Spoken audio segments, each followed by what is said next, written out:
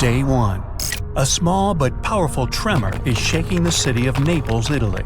The news networks are reporting on the event. The experts believe that Mount Vesuvius, the stratovolcano on the Gulf of Naples, will explode soon. But when? It's erupted many times in the past. In fact, that's how it got its shape. It's made of multiple layers of hardened lava, pumice, and ash. Vesuvius last erupted in 1944. But a major blast happened there nearly 2,000 years ago. It buried the Roman towns of Pompeii and Herculaneum and decimated the surrounding areas.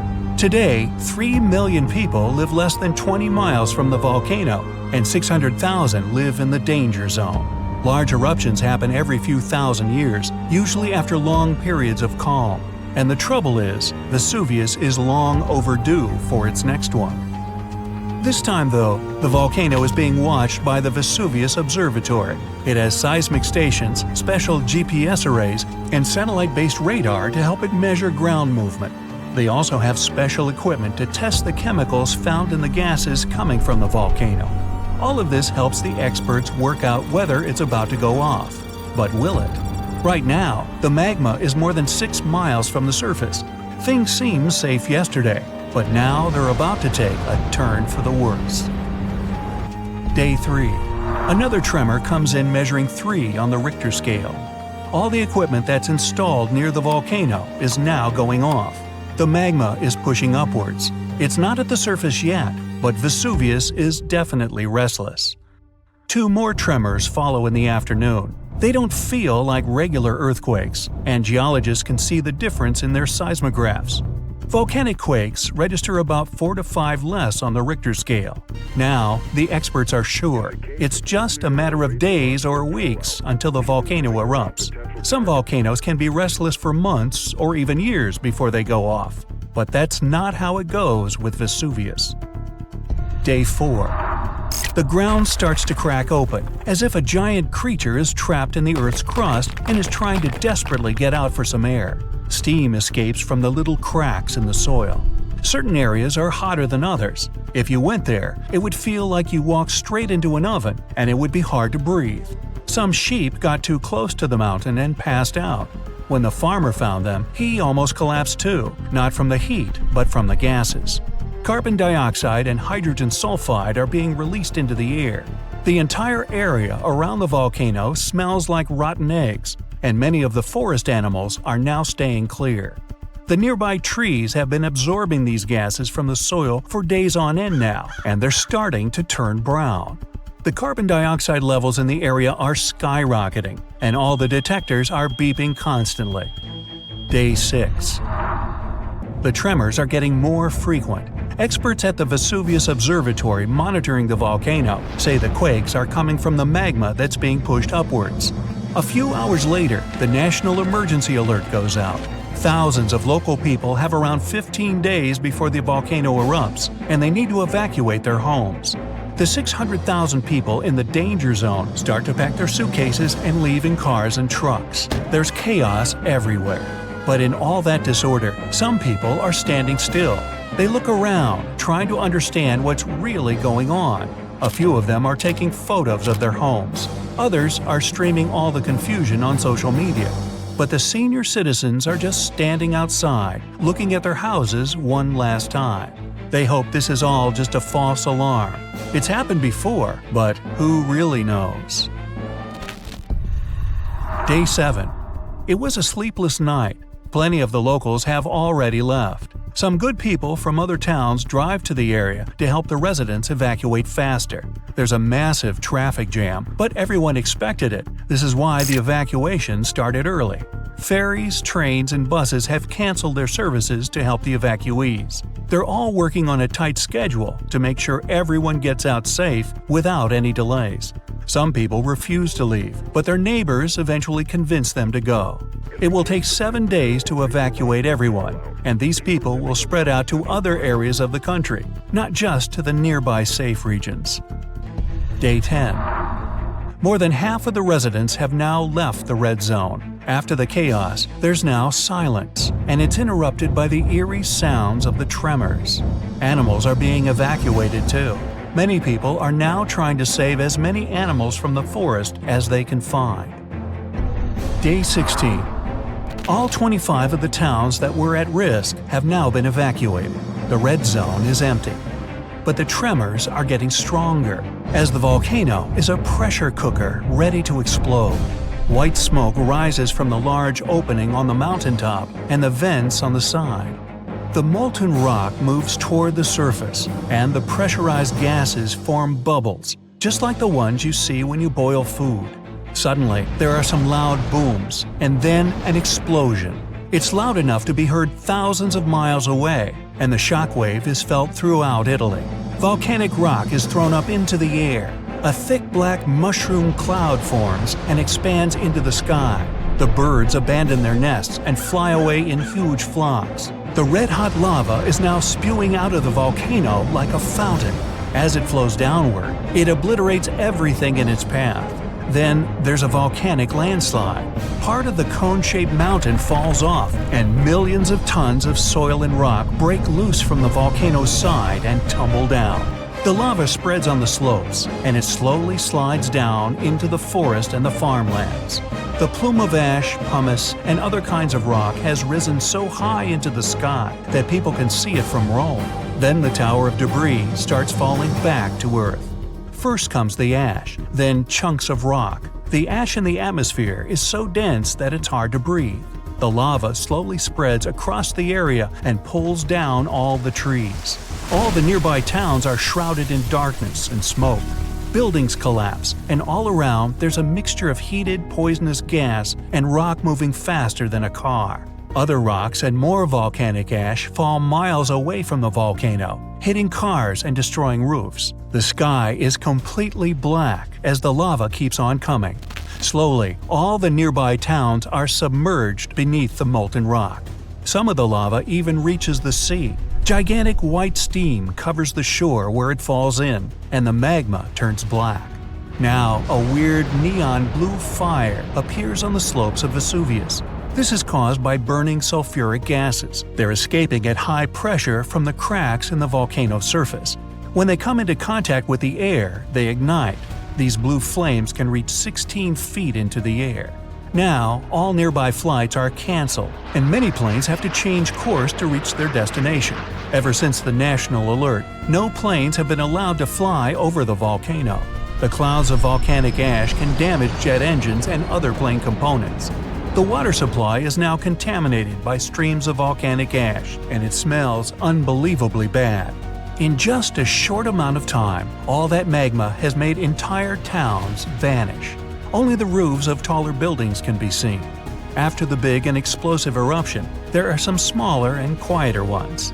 At this stage, nobody knows if the volcano has stopped erupting yet, and absolutely no one can go anywhere near the area.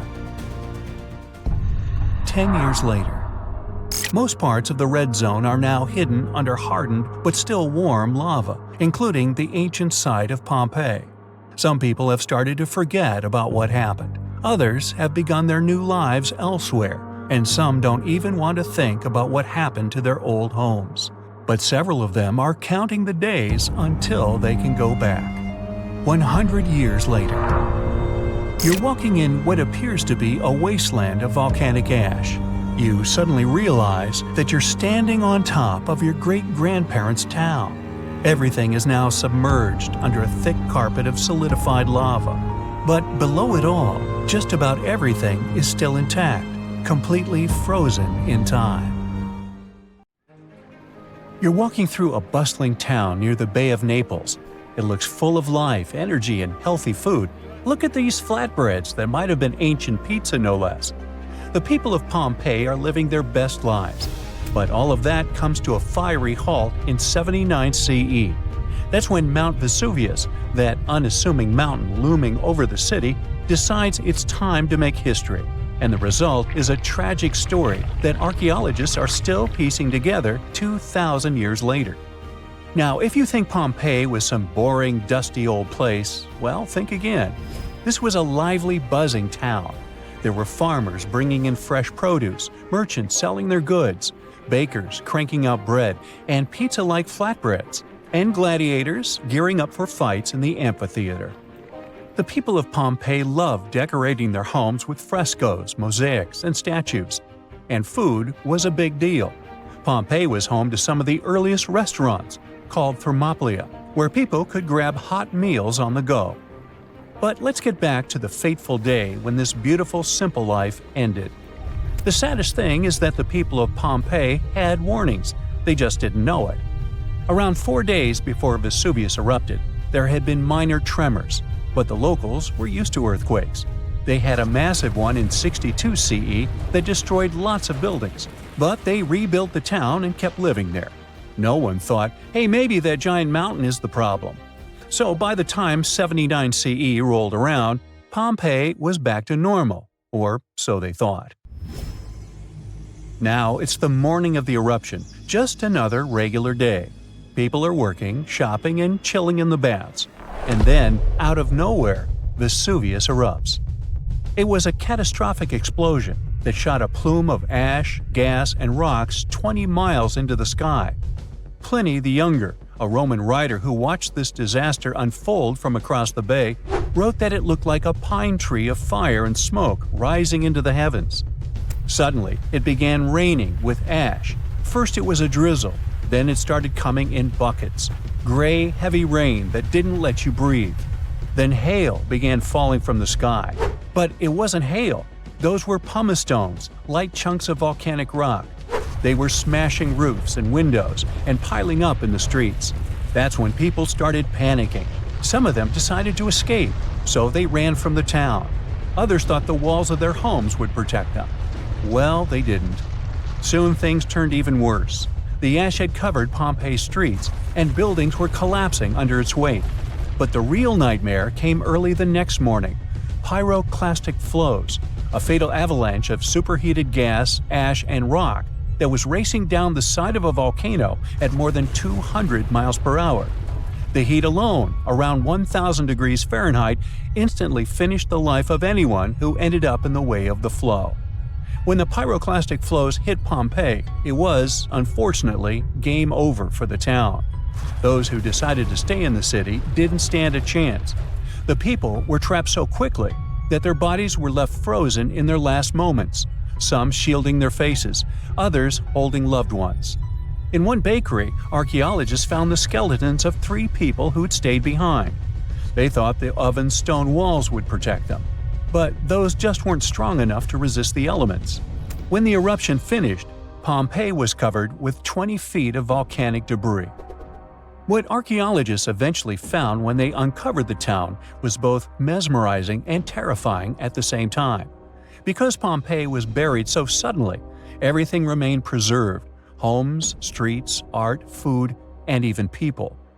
These days, scientists are rethinking what we know about the victims of the Pompeii disaster, thanks to new DNA evidence. Apparently, a lot of our assumptions about who these people were might be way off.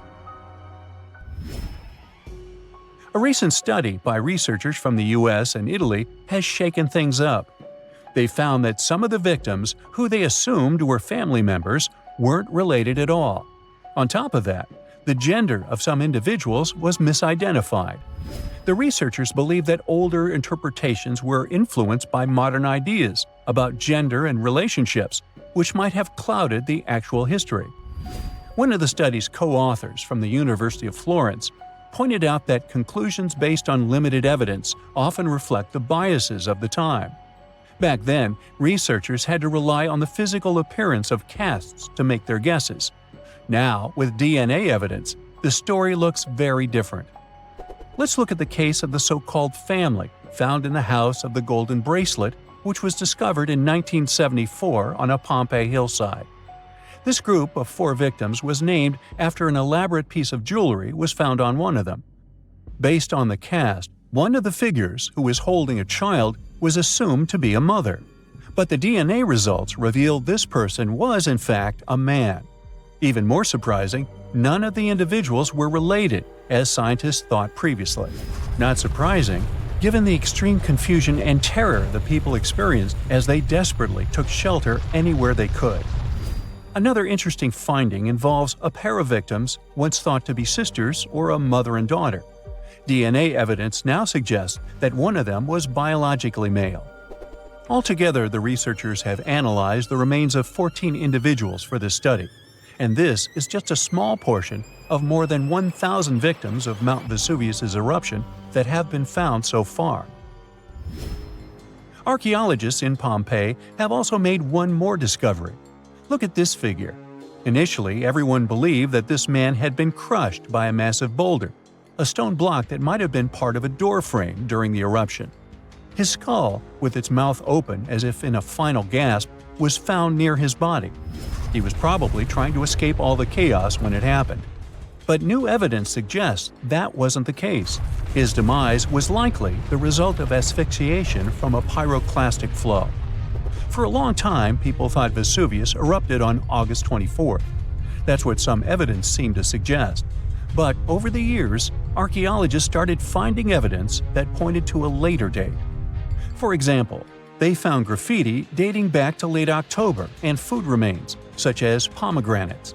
Such products wouldn't have been around in August yet. Plus, they found heating braziers in homes. Who would need extra heat in the summer of Italy? So, most experts agree that the eruption happened in late October. Now, it turns out that not everyone in Pompeii passed away. Scientists think that 15,000 people lived in the town, and only about 2,000 of them didn't survive the disaster. It means thousands of people managed to escape. But at the same time, their lives changed forever. They didn't have homes to come back to. Imagine fleeing your home with nothing but the clothes on your back, leaving behind everything you've ever known. Some survivors made it to nearby cities like Naples, but they had to start over from scratch. But recently, archaeologists made a pretty cool discovery: a fresco of a flatbread that might have been the ancient ancestor of pizza. Researchers found this painting in a house near a bakery. It shows a round bread sitting on a silver platter next to a goblet. They think people might have eaten this bread with fruits like pomegranates or dates, or maybe topped with spices or a kind of pesto. But the coolest part is that Pompeii is just 14 miles from Naples, which is the modern home of pizza. The director of Pompeii pointed out how this discovery connected a simple poor man's dish from ancient times to the modern pizza we all know and love. Today, Pompeii is one of the most famous archaeological sites in the world. Every year, new discoveries help us understand Roman life of those times even better. One of the largest apocalypses that humanity has experienced happened about 74,000 years ago on the territory of modern Indonesia. It was an eruption of a supervolcano on Mount Toba. It was also the biggest eruption on Earth over the last 2 million years. Even the tragedy of Pompeii, when the volcano Vesuvius destroyed the entire city, was not so large-scale. At the time of the Toba eruption, humanity was as close to extinction as ever. And the problem wasn't in the volcano itself, but in the consequences that came after. Some studies suggest that 3,000 to 10,000 people could survive the period after the eruption. During the disaster, Toba released millions of tons of volcanic ash and soot. This cloud spread across the sky, blocking the sun in India, Indonesia, and over the Indian Ocean. Some scientists claimed the world had been plunged into volcanic winter for several decades. Take a look out the window in cloudy weather. Do you see how gray clouds cover the sky? But still, clouds let the sunlight pass through. It was much worse during the Toba eruption, since sulfur dioxide in the volcanic ash reflected sunlight. Dust and ashes didn't settle for a long time. Perhaps they flew all over the planet, destroying many living things. A lot of plants couldn't survive because of the lack of sunlight. Also, Earth's temperature dropped by several degrees, which led to new disasters. In today's modern world, the temperature doesn't affect residents of our cities that much. But for nature, even minor changes may entail catastrophic consequences. For example, plants and insects can live at the same temperature for thousands of years, but a sharp cold snap destroys them.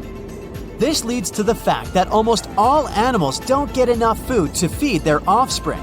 The population of all creatures in the wild is dropping. The ancient people of that time survived by hunting herbivores and gathering berries, fruits, and mushrooms. But the eruption destroyed almost all of it. Also, a lack of light caused a lack of vitamin D. As a result, people were starving and they also were pretty depressed. However, some scientists think that many people survived this period quite easily, especially those who lived on the coast of South Africa. The ocean received the most minor damage from the disaster. The tribes who lived near the water caught a lot of fish. Both versions haven't yet been proven. Scientists still try to build an accurate picture of human development after this volcanic apocalypse. About 50,000 years after the Toba eruption, when the sun had finally passed through the gray clouds and the ash settled on the ground, nature and people began to restore the previous balance. But the warm times quickly didn't start as the Ice Age had already begun, and this problem was much more severe, as it lasted for thousands of years. Decreased solar activity and planet orbit changes led to strong temperature drops. Eternal cold covered almost the entire globe, forcing all living beings to migrate and struggle for survival. Such powerful animals as mammoths and saber-toothed tigers couldn't survive the Ice Age. But Homo sapiens were able to adapt to their new weather conditions. People hid in caves, made fires, and improved their hunting skills.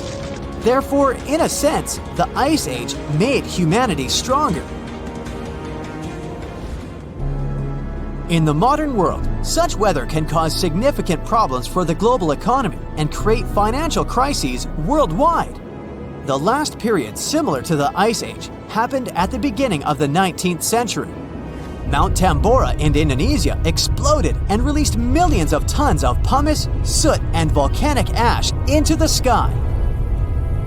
People who lived on a volcanic island got the most severe damage in the first few minutes, but then the eruption's consequences began to reach the whole world. Volcanic ash again blocked sunlight and led to one of the coldest years in North America and Eurasia. This year, 1816, is better known in history as the year without summer. The ash cloud increased humidity and lowered the temperature in many areas. In the summer of 1816 in Central and Western Europe and North America, a humid climate and cold destroyed the harvest. Prices for goods rose and poor people lost access to food. Logistics and transport also suffered. People used horses to move around at that time, and since oats became expensive, many couldn't afford to keep these animals. Many believe these circumstances inspired the inventor Carl Dreis to create the world's first bicycle. Also, there's a theory that the Tambora eruption helped invent Frankenstein.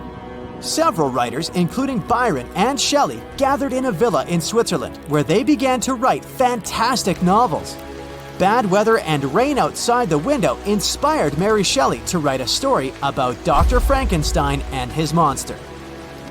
Even now, this volcano is active, but it's not going to wake up anymore.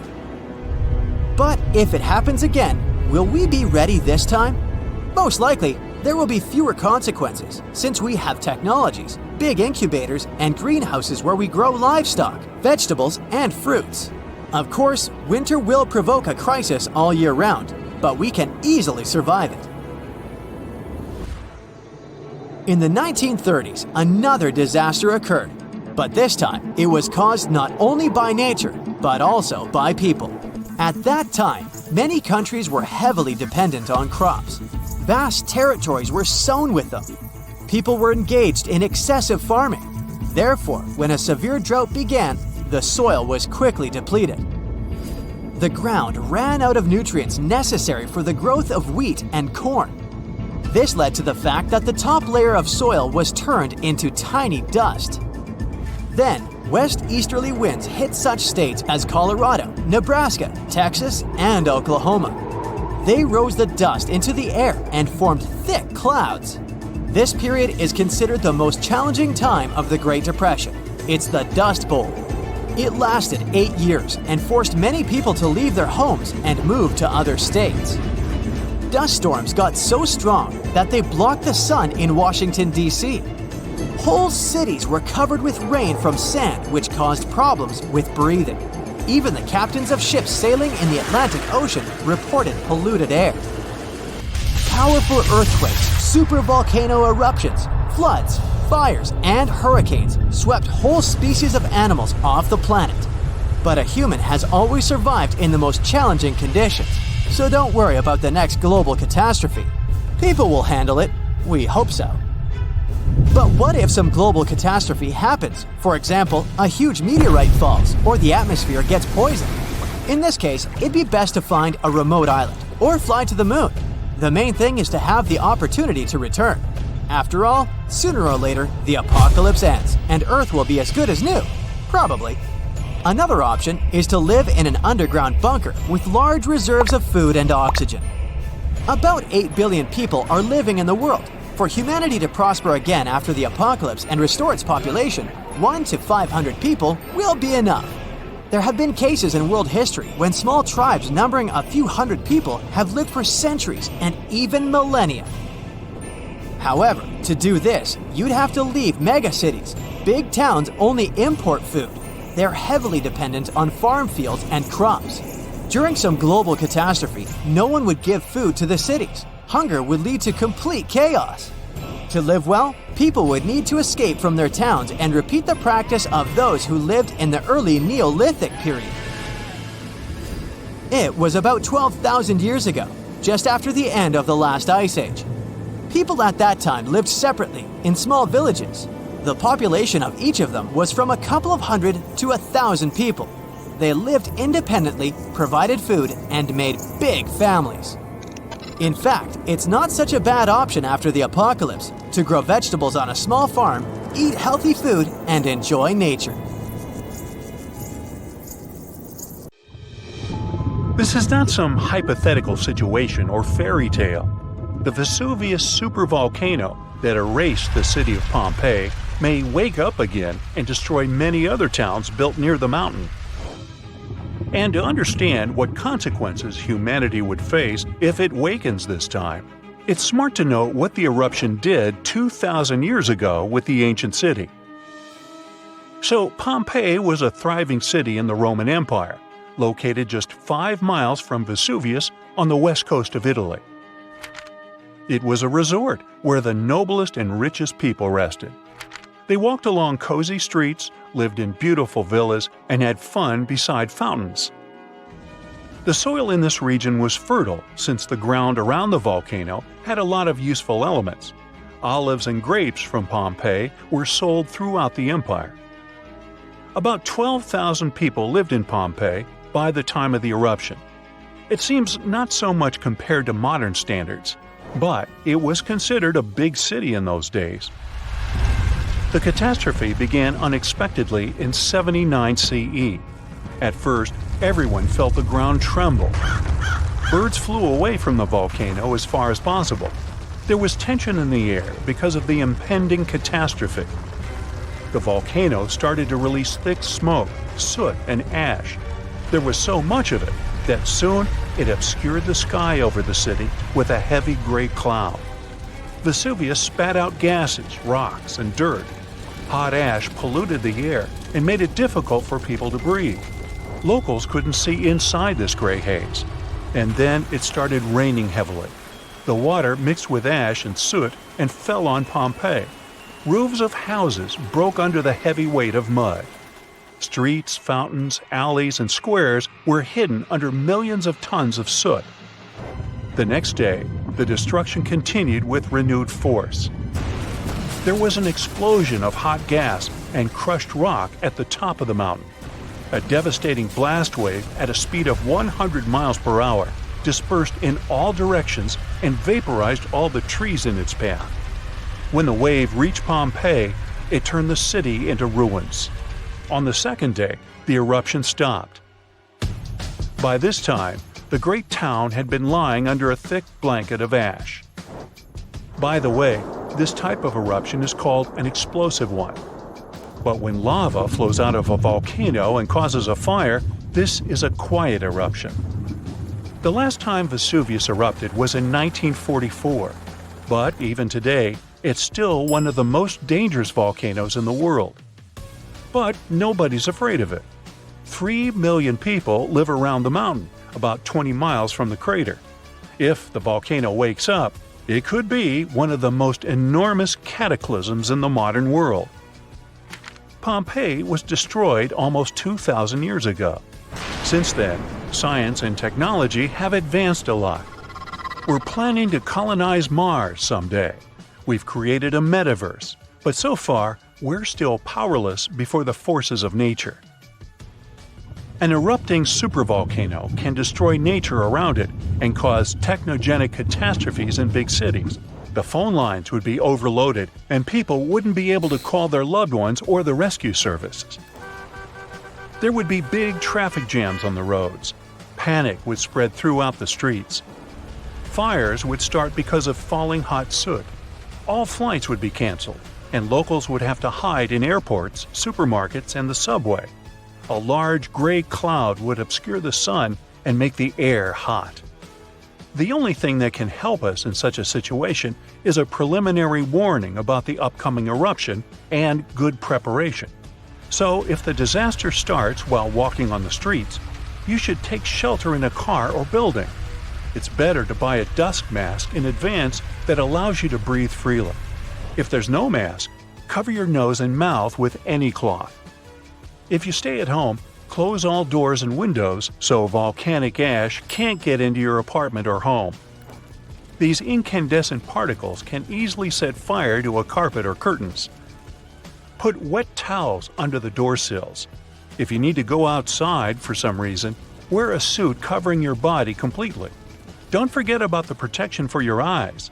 Put on special glasses that have a dust-proof function, and remember about the mask. If you have a house, you need to disconnect the downpipes from the gutters to avoid clogging the drains. If your house has a rainwater collection system, you need to disconnect the pipes from the tank. Rain with ashes is a hot, dense mess that can easily break the water supply system. Fill the tub and sink to have water for washing and cleaning in case the central water supply is turned off.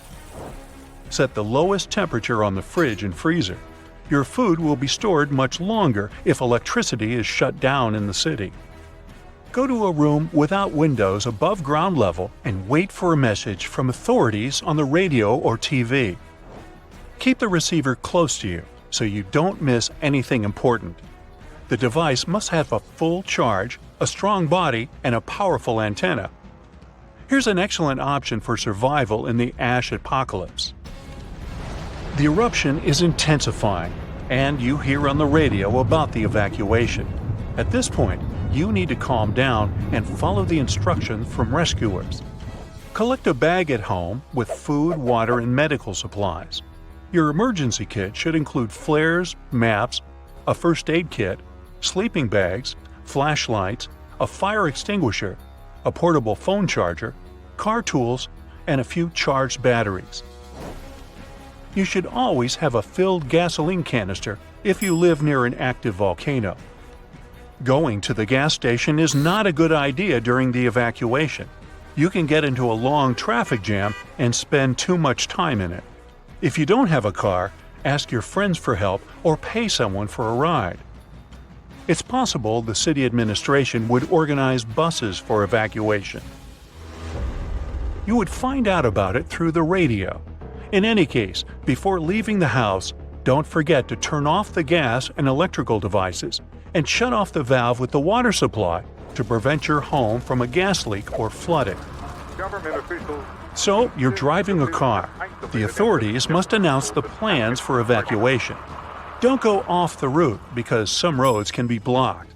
Perhaps they will say the eruption is over and you can return home. Maybe the eruption will be so strong that it will destroy the city. Anyway, if you're prepared, you'll have fewer things to worry about. Modern seismic sensors monitor the fluctuations of tectonic plates and the volcano's activity, so the eruption won't be a surprise. Pompeii is far from the only city destroyed by the eruption. In 1785, a similar disaster occurred in the Japanese town of Alushima. It was located right in the crater of an active volcano, and one day it woke up. It was sunny weather, and no one suspected a disaster was coming. At some point, the birds rose in the air and flew away. Then the ground began to shake. A heavy, low sound came from the depths of the island, and thick streams of smoke and ash erupted from the volcano. The volcano threw dirt and big red-hot stones into the sky. It looked like a meteor shower. People evacuated, and the mountain continued to erupt for several weeks. When the ashes settled, the volcano fell asleep again, and people began to return to their city. Despite the risk of a new eruption, they continue to live and work there today. Since then, more than 200 years have passed, and the volcano never woke up. Meteorological and seismological services monitor the situation and seismic activity. After all the horrors and devastation that a volcanic eruption leads to, harmony in nature eventually comes. Decades and centuries later, volcanic ash, rich in helpful food elements, settles on the soil and makes it fertile. Then life will rise from the ashes like a phoenix. Well, pack your bags and hurry down to Antarctica, because gold is literally raining from the sky there. $6,000 per day. Well, not exactly from the sky, more like from the eruptions of this massive fiery volcano. The towering beast of a mountain is called Erebus. It looms over the icy, lifeless expanse of Antarctica on Ross Island. It shares the spot with three neighbors, Mount Terror, Mount Bird, and Mount Terra Nova. Although Erebus is certainly dominating the place, it's about 12,500 feet tall, like 8 Empire State Buildings. Now, even though it's far smaller than Mount Everest, it's still the southernmost active volcano in the world. And even though it stands in the middle of nowhere, Erebus is far from lifeless. It has a terrible temper, actually. Erebus constantly breathes and roars, throwing out gases and chunks of molten rock in crazy tantrums called strombolian eruptions. And among them, it spews out tiny, delicate specks of shimmering gold. And it's not a couple here and there. This money fountain works every day, spewing out nearly a quarter pound of gold per day. Like we mentioned, it's worth over $6,000. It also sums up to a crazy 64 pounds of gold per year, over $2 million. But before you treasure hunters rush there, we have to tell you that these are more like particles of gold. They're often less than 60 micrometers in size and are scattered around, impossible to collect. And when we say scattered around, we mean it. Some of those particles have been found as far as 620 miles away from the volcano, carried in the middle of nowhere by Antarctic winds. Now, Erebus isn't a super friendly place to hang out next to. Its eruptions are wild and unpredictable. So, most of what scientists know about Erebus comes from satellites, which monitor its activity from the safety of space. For scientists, this place is also a gold mine. Erebus is the only volcano that can do this stuff. They figured out that this happens when the magma, superhot semi-molten rock beneath the Earth's surface, rises to the volcanoes. Magma brings some liquid gold with it. The moment it meets the chilly Antarctic air, the gold crystallizes into little pieces, and voila, $2 million per year. Erebus is such a weird and rare volcano. Its fiery heart has been burning for over 1 million years. Over these million years, it's been building layer by layer. Its basis is a super ancient lava, and the upper layers are youngsters. And throughout many years, it's been very active, with a glowing lava lake bubbling at its center. This lava lake is exactly what it sounds, a pool of constantly shifting, burning molten rock. This site is incredibly rare because there are only several lakes like that in the entire world. And this isn't just a pool of rock, it's a window into the volcano's soul. In Erebus, it's made of phonolite. Now, phonolite is a very cool rock. Its name comes from the Greek words for sound and stone. Because, guess what? It's a rock that produces a ringing sound when you strike it. There are only a couple of volcanoes that give it to us. But it's not the only volcano that can flex its weirdness. Old Doinyo Lengai, a volcano from the East African Rift in northern Tanzania, is even more mysterious. It spews what's called nitrocarbonatite lava. Most volcanoes erupt glowing red-hot rivers of molten rock. But this one erupts dark lava. It flows super fast, like water, creating these thin, fast-moving rivers. So all this makes it look almost like black mud or oil. What's even wilder is that as soon as it hits the air, it starts reacting super fast and turns white within hours. It's like magic, with black lava turning into something that looks like white dust or snow. Not even mentioning that it even glows faintly at night. And it's not that hot either. Well, it's still pretty hot, from about 900 to 1,000 degrees Fahrenheit. But usually, lava temperature can vary from 1,300 to 2,200 degrees Fahrenheit. So it's cold by volcanic standards. That's because this lava is rich in some strange soda and salt-like, incredibly rare materials: nerorite and gregorite. Nerorite is usually colorless and shiny, looking like small clear crystals or plates. Gregorite is often a bit cloudy. These guys are a geochemical mystery. Deep inside this place, there are two pools of magma. The rare minerals are probably born when carbon-rich parts of magma get separated from the rest, forming these two pools. And while they're fascinating, and we can get tons of them from this volcano, they're also completely useless. They're so rare and fragile that they're impossible to use in anything, even jewelry. Still, even astronomers find this curious.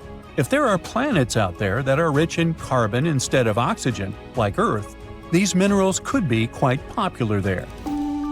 This volcano also releases a lot of gas, and I mean a lot. It's spewing out carbon dioxide at a speed of about 176 pounds per 1 second. Just think about it, about 5 tons of carbon dioxide per minute. Every minute, that's like several cars worth of gas being pumped out into our atmosphere. Luckily, our planet is used to this volcano, so it's not that dangerous to us. Meanwhile, in the central Andes, far from human reach, Lastarria is having the time of its life. This is also one of the most extraordinary and remote volcanoes in the world. This one is even taller than Erebus, rising to almost 18,700 feet. It's surrounded by a barren, otherworldly landscape. There are literally no humans within 90 miles around it, except for some volcanologists. Lastarria is absolutely wild, constantly breathing out hot gases and steam. The air seems almost alive there, shimmering with plumes of vapor escaping from cracks in the ground.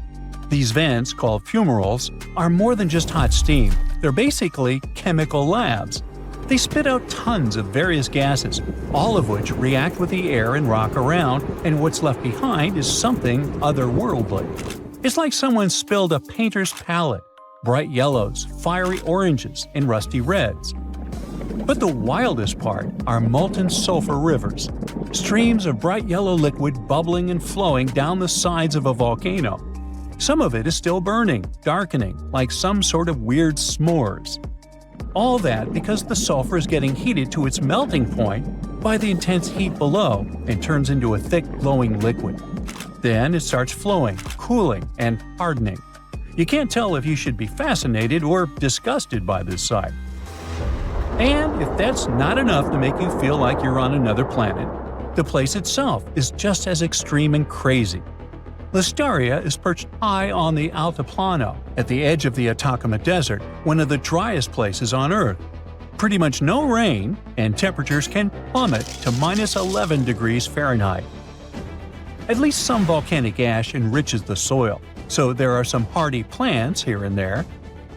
The weirdest part is a salt pan nicknamed Lake of Sulphur.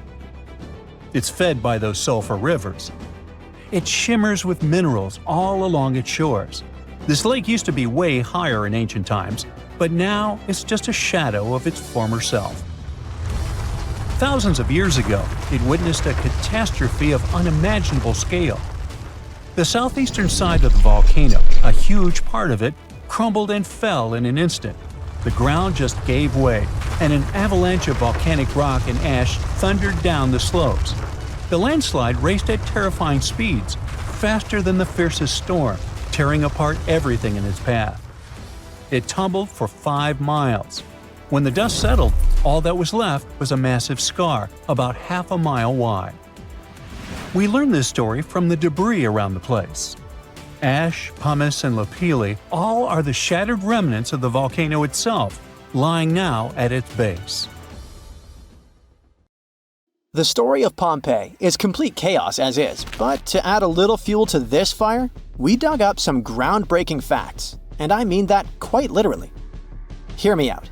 What if it wasn't the scorching sea of lava that destroyed the city of Pompeii, but rather an earthquake that happened during the volcano's eruption? Rewind to over 2,000 years ago. The year is 79 BCE. It was around 1 o'clock in the afternoon when Mount Vesuvius decided to erupt. Pompeians were going on with their normal daily routines when lava started taking over. The flow of lava was so quick that most people didn't have anywhere to run. The disaster took the lives of around 2,000 people. The lava covered most of the city, which then turned everything to ashes. Pompeii was only discovered during the 16th century of our Common Era, when an architect commended a dig to divert a river. It's a very well-studied site nowadays, but something unusual recently caught the researchers' attention. Scientists were excavating a site called the House of Painters at work. They were examining a couple of skeletons when they saw something weird.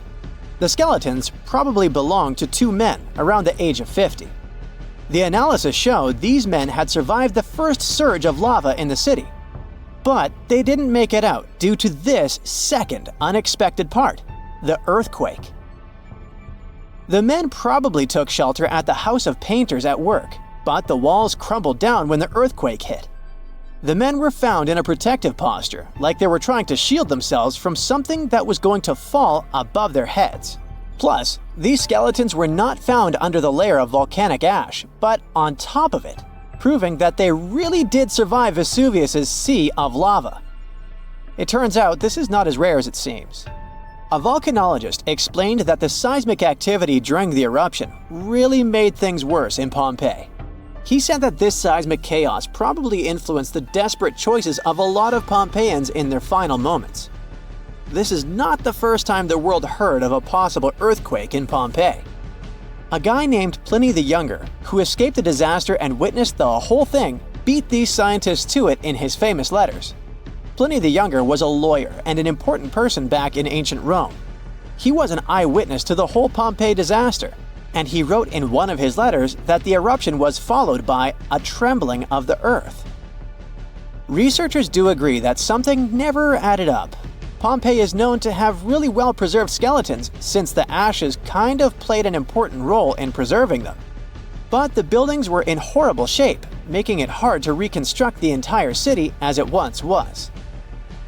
Pompeii was indeed one of a kind. It was one of the most vibrant and lively cities of the ancient Roman Empire. The city was huge. It could have been home to as many as 30,000 people in its heyday. The House of Faun, for example, was a clear example of how rich Romans lived their lives in Pompeii. It was a huge house that even had 2 gardens inside, taking up the entire block. They looked like they were made of white marble, but it was actually painted stucco. It was clear to researchers that only aristocrats lived there. Then there was this famous forum. This is where most of the administrative part of the city life happened. It was made up of a lot of different buildings, like the Basilica, a hotspot for political and civil meetings, the Macellum, which was a market, and several temples. If we were visiting this back in the day, we'd see a bunch of men dressed in tunics. A few select ones would wear togas, those heavy white pieces of draped cloth that look like bed linen wrapped over the body. Togas were mainly used on special occasions since they were costly, hard to wash, and considered a traditional costume. Representatives running for office would use it during their campaign run so that commoners would identify them as candidates. One can't forget about the Villa of the Mysteries. Cool name, huh? It was called that way because of some mysterious frescoes found inside of it. Modern-day archaeologists still haven't figured out what the scenes painted are trying to depict. Probably some type of ritual or ceremony. By the way, a villa is simply a large suburban Roman-style house. It's not necessarily a super posh place where the rich and beautiful live. It's usually located on the outskirts of town, near the city's walls. The Villa of the Mysteries one, in particular, was found astoundingly well preserved in modern archaeological excavations. It even had a manufacturing area inside of it, like its own little industry. It was common for richer Romans to own big farmlands, like olive gardens, for example. So they would also build a processing station inside their villas to extract the oil and package the whole thing. The amphitheater was where some of the richer men paid to put on gladiator fights for the rest of the town. It was built around 70 BCE, and it was one of the oldest amphitheaters of the world. It was even older than the Colosseum in Rome. This huge building could fit around 20,000 spectators at once. The seating was arranged by social class, so you could easily spot who was a member of the nobility. And in case you're wondering why it was shaped like a weird egg, it's because that was the shape that allowed for an unobstructed view wherever you were in the crowd. As every other Roman city, Pompeii also had some famous baths. Since not every house had access to plumbing back in the day, most people didn't shower in their homes. That's why so many Romans would use public baths, usually at the end of the day, to clean themselves. But make no mistake, this wasn't just a place for bathing, it was a cultural hotspot. The baths were made up of many different rooms. The first one was like a locker room, where people would keep their clothes and personal belongings. This is where the upper and lower classes mingled together. Someone's class could easily be identified by their clothes and jewelry. The amount of gold and silver worn back in those days is nothing compared to what most people wear today. Usually, the rich folks would leave someone to take care of their belongings while they went and took their bath. Because yes, it could happen that stuff went missing while chilling and relaxing. The big focus on self-care nowadays was already a thing for ancient Romans. It was common that before taking a bath, olive oil was rubbed all over the skin. They would scrape off the dirty skin with a strigil. That may sound weird, but also extremely pleasing. The baths had rooms for massages. Some of them had reading rooms, and even courtyards for some healthy exercise. Oh, there was even a natatio, or swimming pool if you're not fluent in Latin. After all, it was the Romans that said, a healthy body is a healthy mind. The bakeries. Bread was one of the main components of Pompeian diet, so much so that there were around 30 bakeries in the city. Bread was freshly made from scratch every day. In a special area of the shop, the corn or wheat was ground, and mules would circle around to keep the mills going. The funny thing about Pompeians is that they like to cover the exterior walls of buildings with paintings, much like graffiti nowadays. Their paintings, usually frescoes, used to depict what daily life was like in the city. Ancient Romans were very outdoorsy people, so coloring their walls seemed like a good option for them. A lot of houses had frescoes inside of them too, to make up for the lack of windows. The paintings gave the house owners the illusion of more space if the painting was of, let's say, a garden, for example. So this huge volcano, everyone thought to be extinct, woke up and spat out a black ash cloud 50 miles high. That's about 9 times as tall as Mount Everest. Located in what is now Indonesia, the powerful Krakatoa had caused huge tsunamis that rocked over ships as far away as South Africa. It also changed the temperatures around the world for several years. The volcanic island of Krakatoa in the Sunda Strait was likely born thanks to another major eruption several centuries ago. It hadn't erupted for at least 200 years before 1883. So the first tremors and blasts in May of that year came as a total shock to people living nearby. Then ships sailing through the busy water passage started reporting clouds of ash above the volcano. It went quiet again for a while, but they could still see ash above it. The eruption culminated at the end of August. It was so powerful that it shattered the island into fragments. Witnesses heard the sound produced by it in Australia, around 3,000 miles away.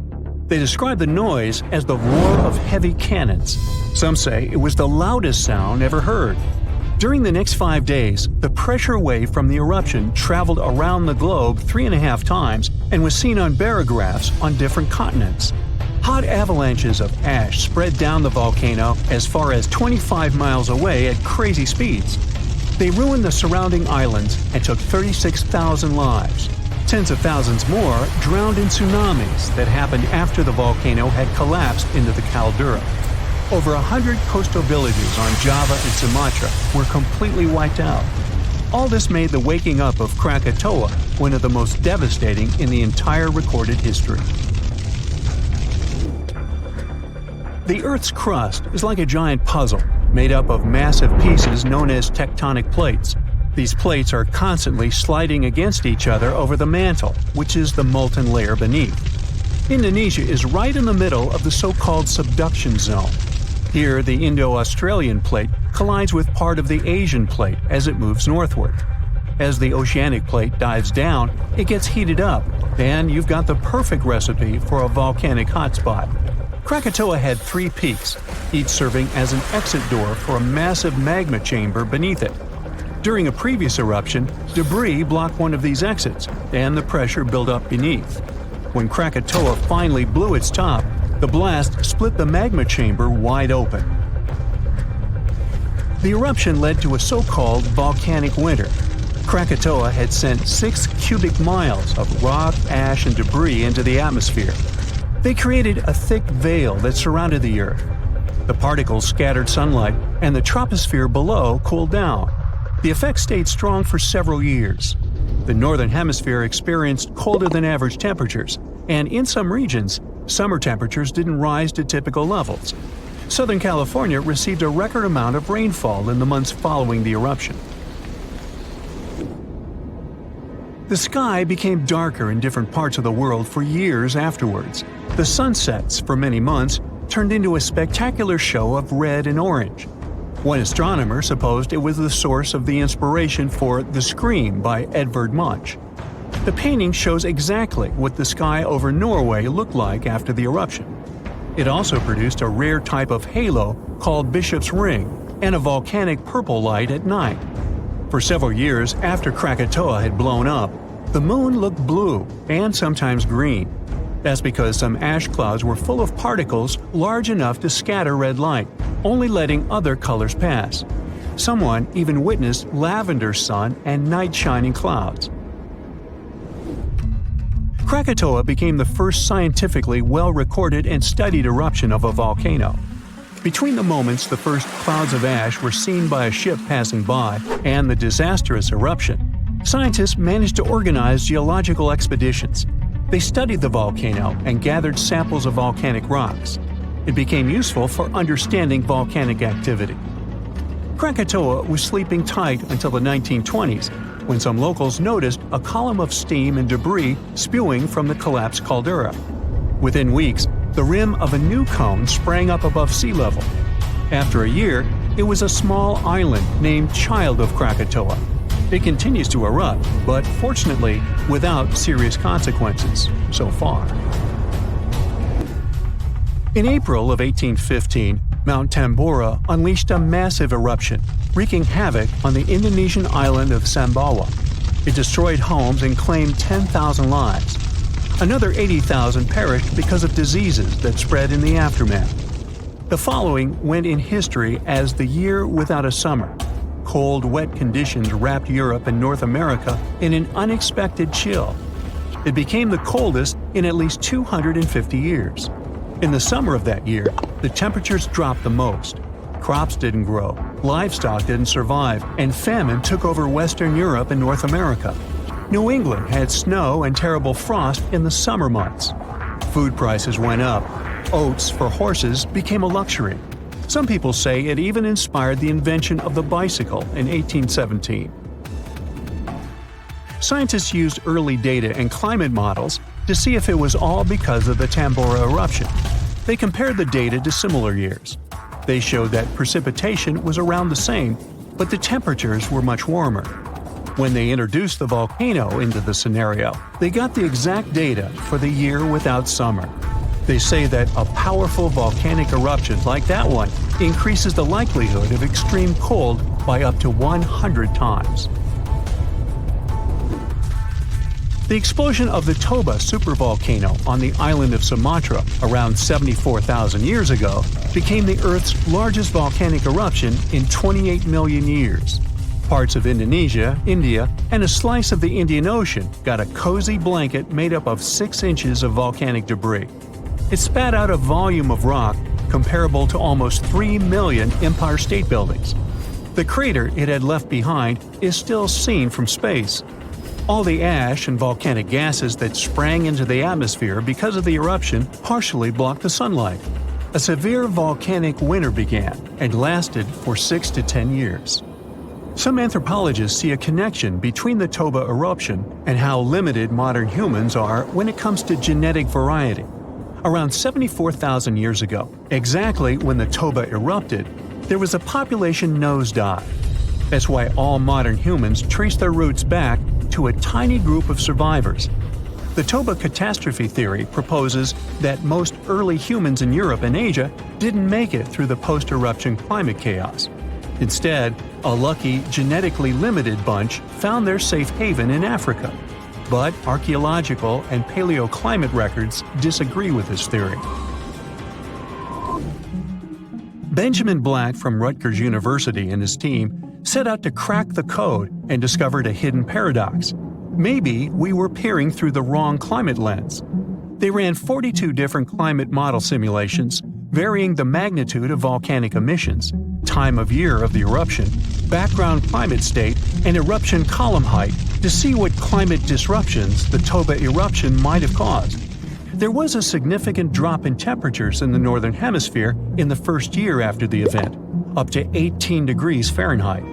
The southern hemisphere, where the early humans were settling, didn't go through a rough cooling that could have affected them all. The most significant eruptions that can seriously change the world's climatic patterns come from supervolcanoes like Yellowstone or Mount Toba. Luckily, these erupt very rarely, about every 100,000 years or more. Still, climate scientists study volcanic eruptions to understand and explain short periods of cooling in the history of our planet. Every few decades or so, a volcanic eruption lets out a substantial number of particles and gases. Some of them will block enough sunlight to start a brief global cooling period. Nothing like the real volcanic winter, but still felt across the globe. In 79 CE, the Vesuvius volcano erupted and burned down 2 beautiful cities of the Roman Empire, Pompeii and Herculaneum.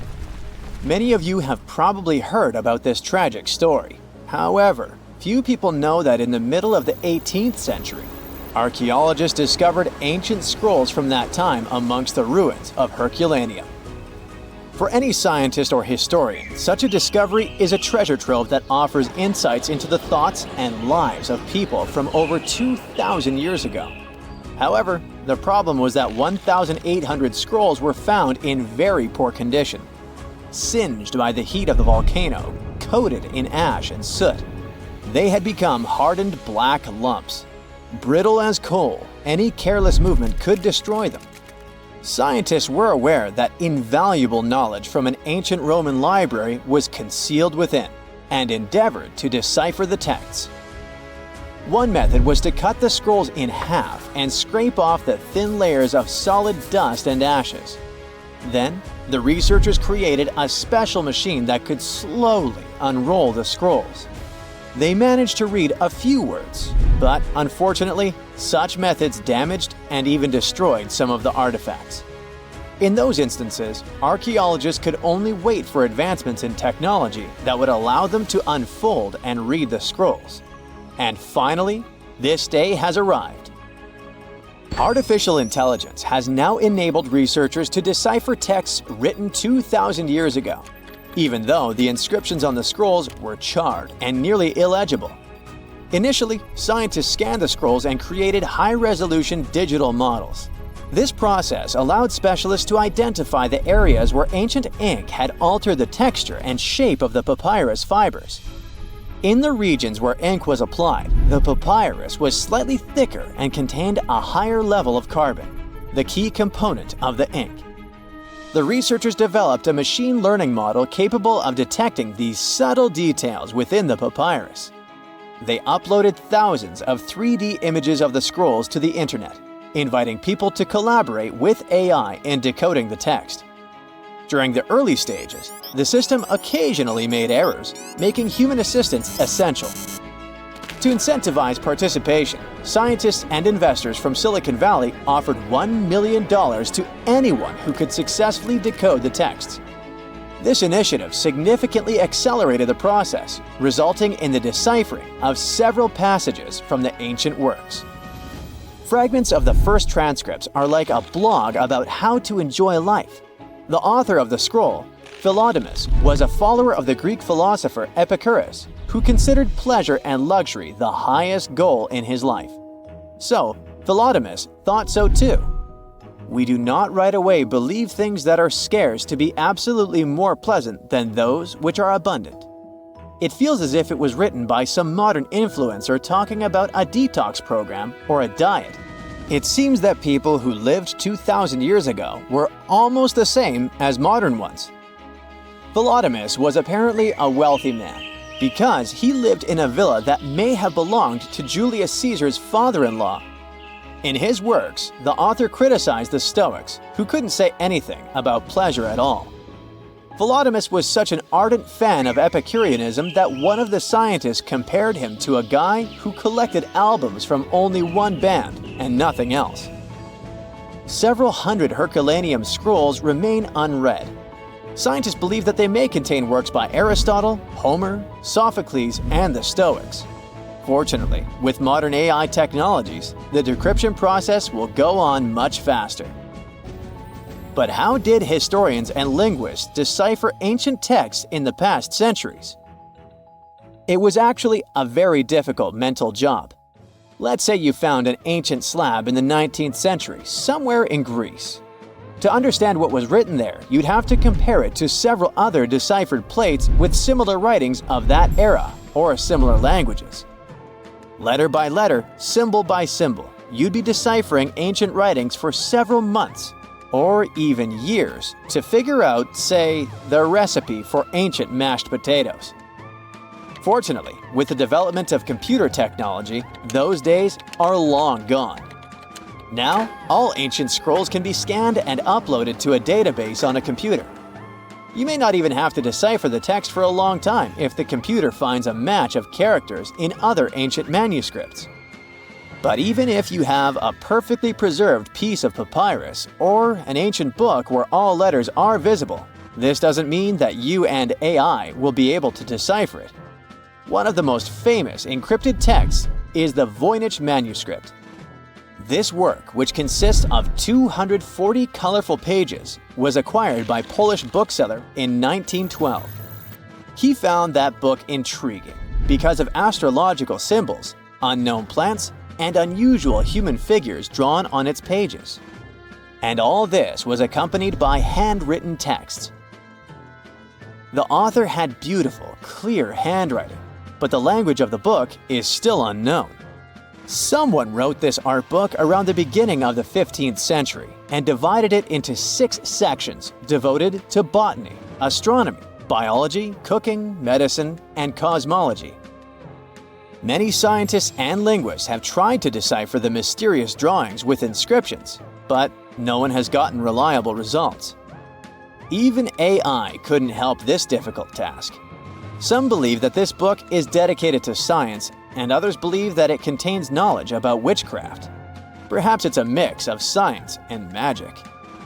According to one version, the manuscript is a medical textbook that copied information from other scientific works from the Middle Ages. Before the invention of the printing press, people copied books and rewrote them by hand without worrying about copyrights. It's possible that the author of the manuscript outlined all their knowledge about herbal medicines and the influence of astrology on health. People in the past believed that the state of the body and stars in the sky were connected. The coolest thing is that the book has been scanned. You can download it in high resolution and try to decrypt it yourself. Who knows? Maybe you will succeed and get some ancient secret knowledge. An unknown language or poor text condition may not always be a problem for linguists. Imagine that you open some copy of classical literature dated to the 19th century. You read the pages carefully, and at the end of the day, you feel slightly unwell.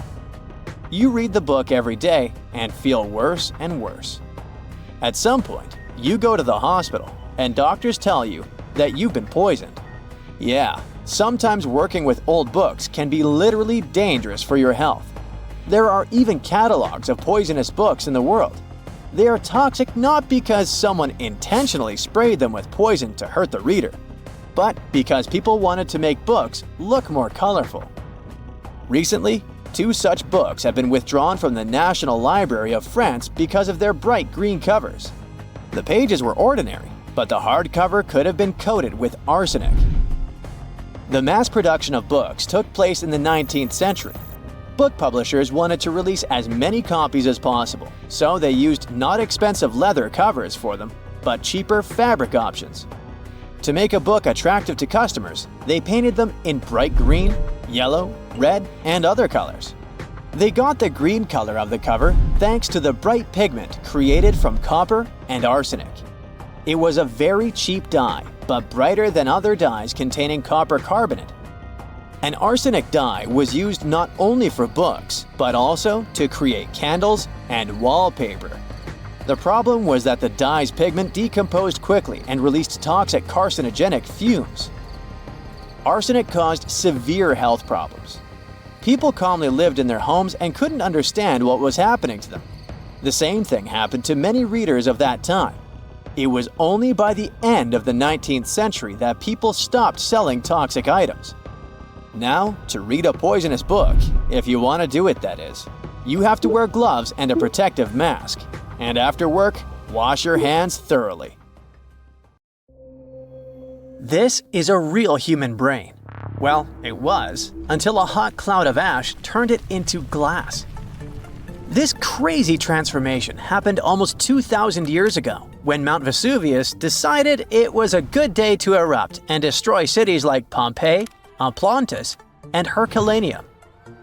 This particular brain belonged to a young man who lived in 79 CE in Herculaneum. Not the most famous Roman town, but it was the first place that was discovered under Vesuvius's ashes way back in 1709. Around 200 years later, archaeologists found the remains of this young man lying face down on a bed. All the smoke and ash probably made him disoriented. So while most of the citizens of Herculaneum rushed to the shore, hoping to be rescued, the brain guy ended up trapped inside a building and passed out. Weirdly enough, this saved his brain from completely disappearing. How in the world does a brain turn into glass? Well, when Mount Vesuvius erupted, it didn't expel just lava. It also sent away a really hot cloud of ash before the solidified lava could flow down. This type of lava, known as pyroclastic flow, could get as hot as 869 degrees Fahrenheit, an insane temperature, we know.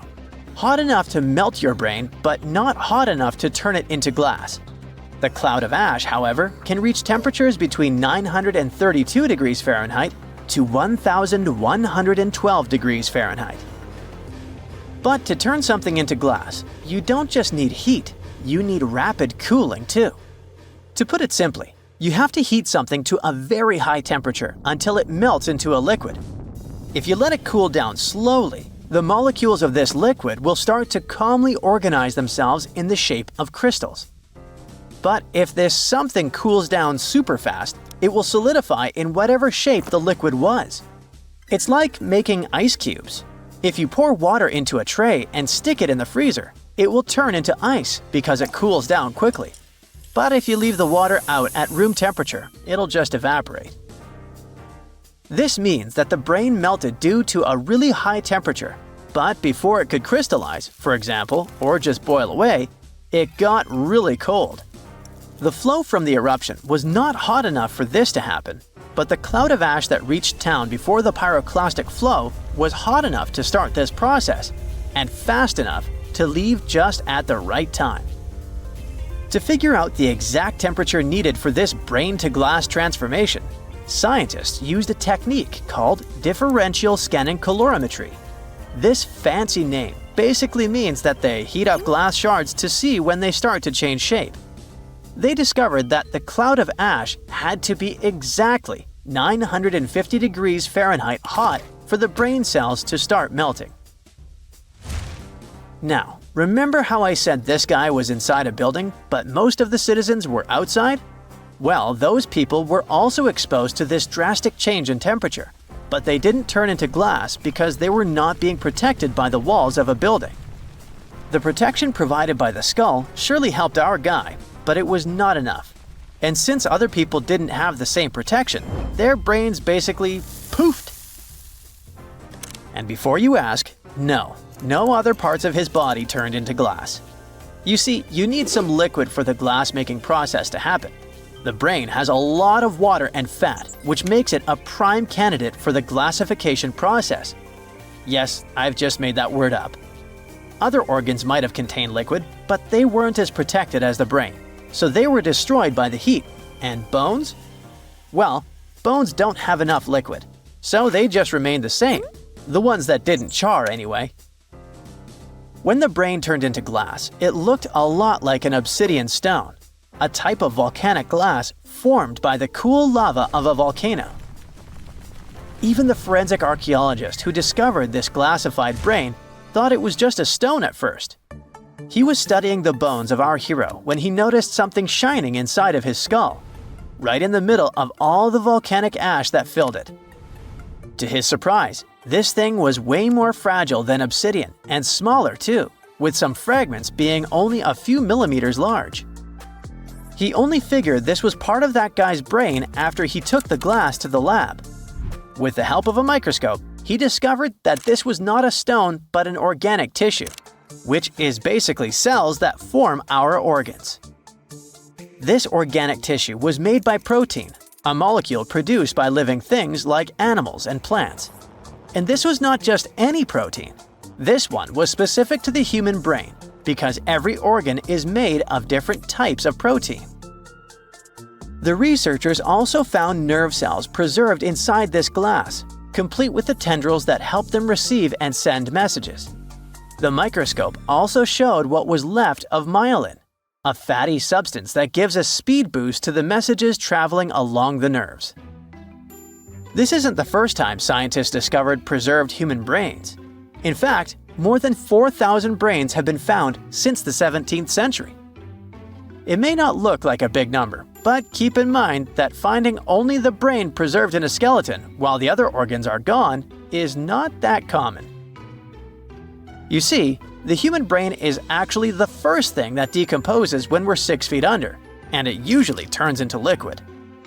When scientists stumble upon a human brain, it's usually dried, frozen, or literally turned into soap. A brain can be dehydrated if a person perishes in a place that is very hot, like a desert. Frozen brains are found, obviously, in places that are super cold, like polar tundras. A brain turned into soap may sound weird, but the saponification process is not that rare. You need a lot of fat and oils to make soap, and the human brain is filled with this. It's a complex process, but if you find a brain that turned into soap, it must have been buried in a place that is very wet and has little oxygen. Back in 1982, for example, construction workers found dozens of human skeletons in a pond in Florida. They were all 8,000 years old, and 91 of them actually had their brains still somewhat intact. And by intact, I mean they turned into jelly soap. During the 2000s, the brains of 45 people were found in Spain, preserved because of this saponification process. This discovery helped researchers understand the chemical composition of the brains and even the weather conditions of the moment when these people passed away. Scientists also discovered two 3,700-year-old brains in Turkey that belonged to a middle-aged man and a teenager that were trying to escape an attack on their city. This time, the brains turned into charcoal because of a super hot fire. And even though their skulls preserved the brains in this state, the heating and cooling process was probably not intense enough to glassify them. But this? It's the first time in history that scientists have found a brain that naturally turned into glass. It's like finding a unicorn, but in a more scientific way. So what does this discovery mean? Well, for starters, it gives us a glimpse into the lives of those who existed such a long time ago. Secondly, it taught scientists an amazing way to preserve the human brain. It also shows just how powerful nature can be. Powerful enough to turn a brain into glass, but delicate enough to preserve it for thousands of years. So, let's give a shout out to the young man who unknowingly contributed to science. He probably had no idea that his brain would one day be the star of a groundbreaking discovery. His tragic end has given us a fascinating peek into the past. How do you prepare for a long trip? You probably look up the route on Google Maps or watch a walkthrough on YouTube. Or maybe you ask someone who's been there recently. But what if you're bound for a place humans have never existed? Yes, I'm talking about our next-door neighbor, the Red Planet. NASA is planning a mission to Mars in the late 2030s or early 2040s. That's too far in the future, so why start preparing now? Well, it's closer than you think. Rookie astronauts spend at least 2 years training just to go out in space. For every hour they spend in space, they need to spend 10 hours underwater on Earth. This training only applies to spacewalks and the International Space Station. So far, some 600 people have been to space, but humans have never set foot on Mars. Traveling to this planet will require a different kind of training. Is there a region of Earth that closely resembles Mars? The Apollo mission's astronauts trained in Nevada. This is where Neil Armstrong and his fellow astronauts got a sense of what the surface of the moon would feel like. But Mars is different from the moon. It has gravity and an atmosphere. In this aspect, it resembles our own planet. Just one country, to be more precise: Iceland. NASA used this island in the far north of Europe as a testing ground for its 2020 Mars mission.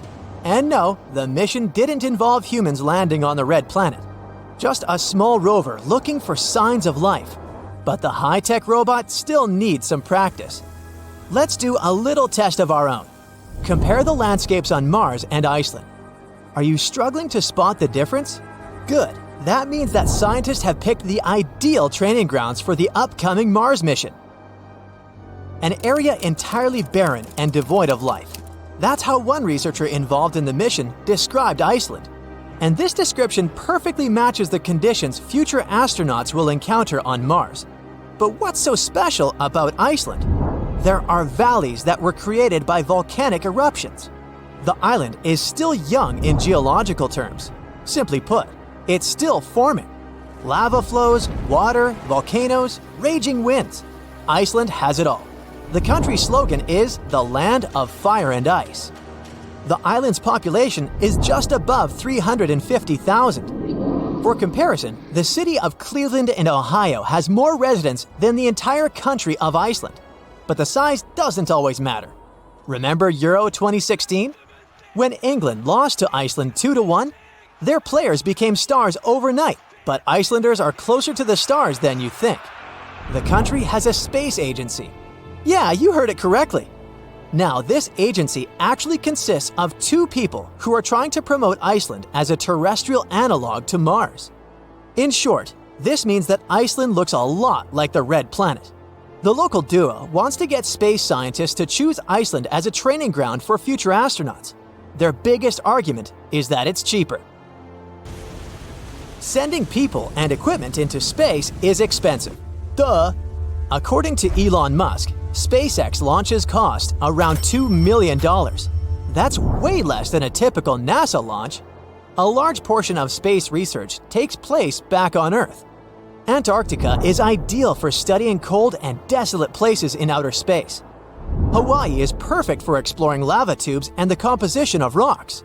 Just imagine the logistics behind going to both of these regions at the same time. This is where Iceland comes into play. It has diverse habitats that are relatively close to each other.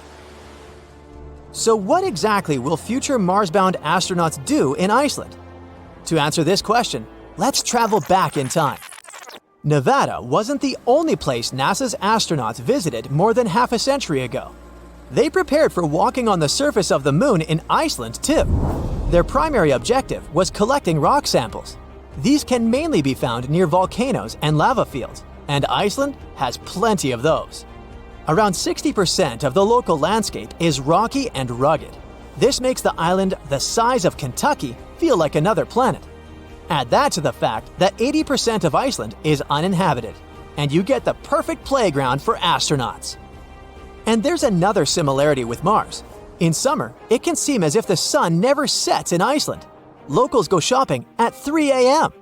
In June, for example, the night can last only 2 hours. Sounds like a perfect open-air party destination. Well, not really.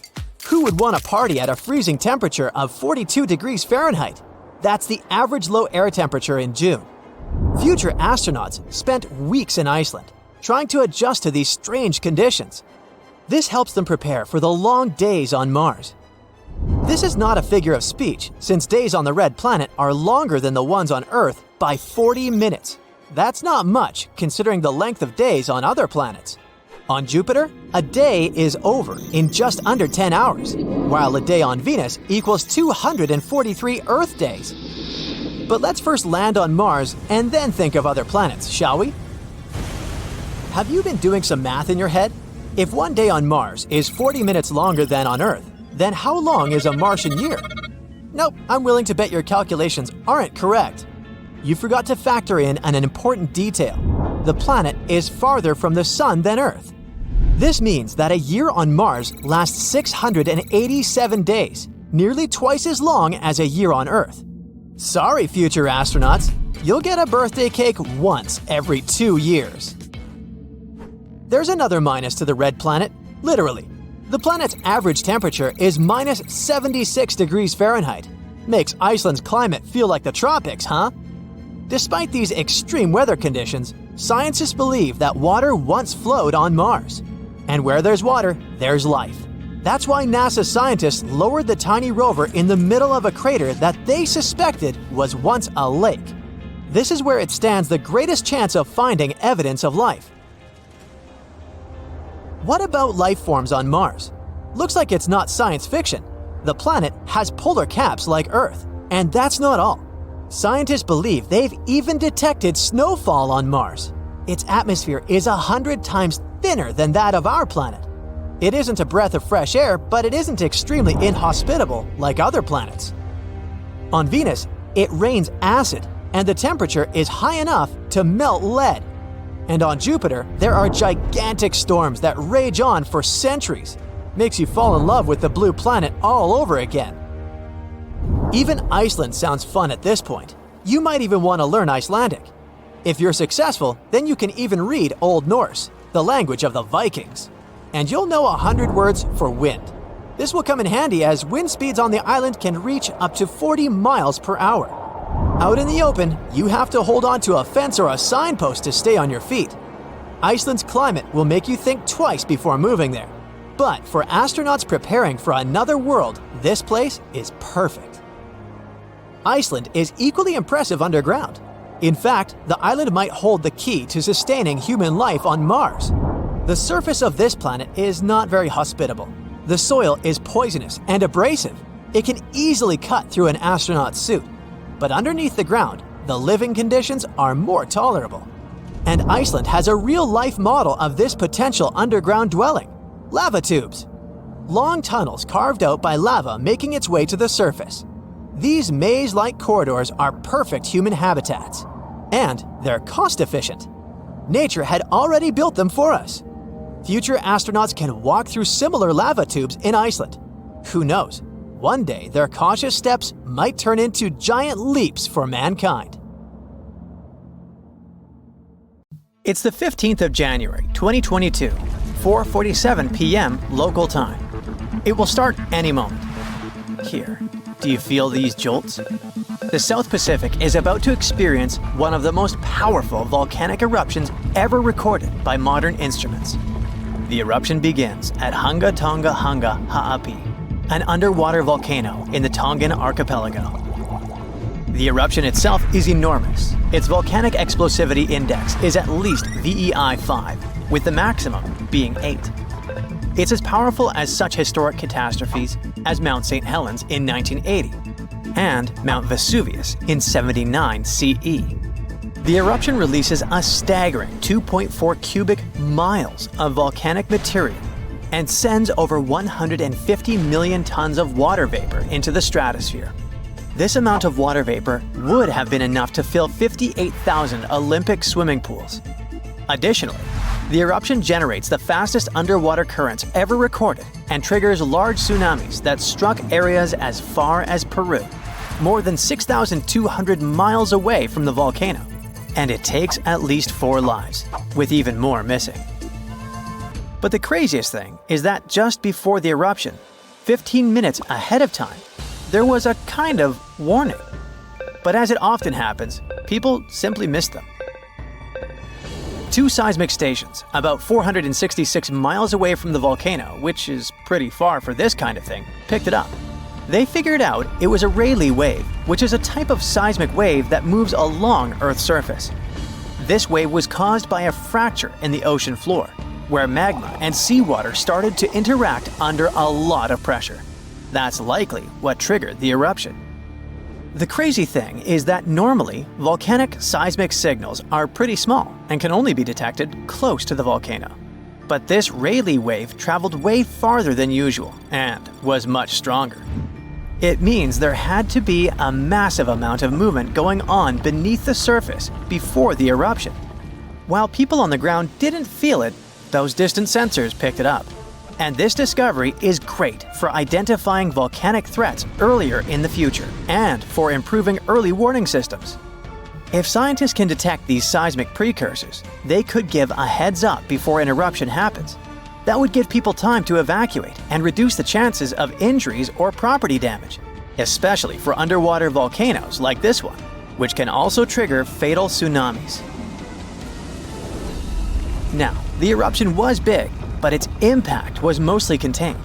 However, this discovery underlines how important seismic data is for predicting and preparing for these disasters. Even though this precursor wasn't used to issue a warning during this eruption, the idea that we could use this kind of information in real time during future eruptions is really promising, especially for underwater eruptions, which apparently might give us more warning time than we thought. Even though we wouldn't have been able to hear that precursor warning signal, there is a sound so loud it could actually finish you. And while such sounds are incredibly rare, the loudest noise ever recorded was indeed fatal to those who were close enough.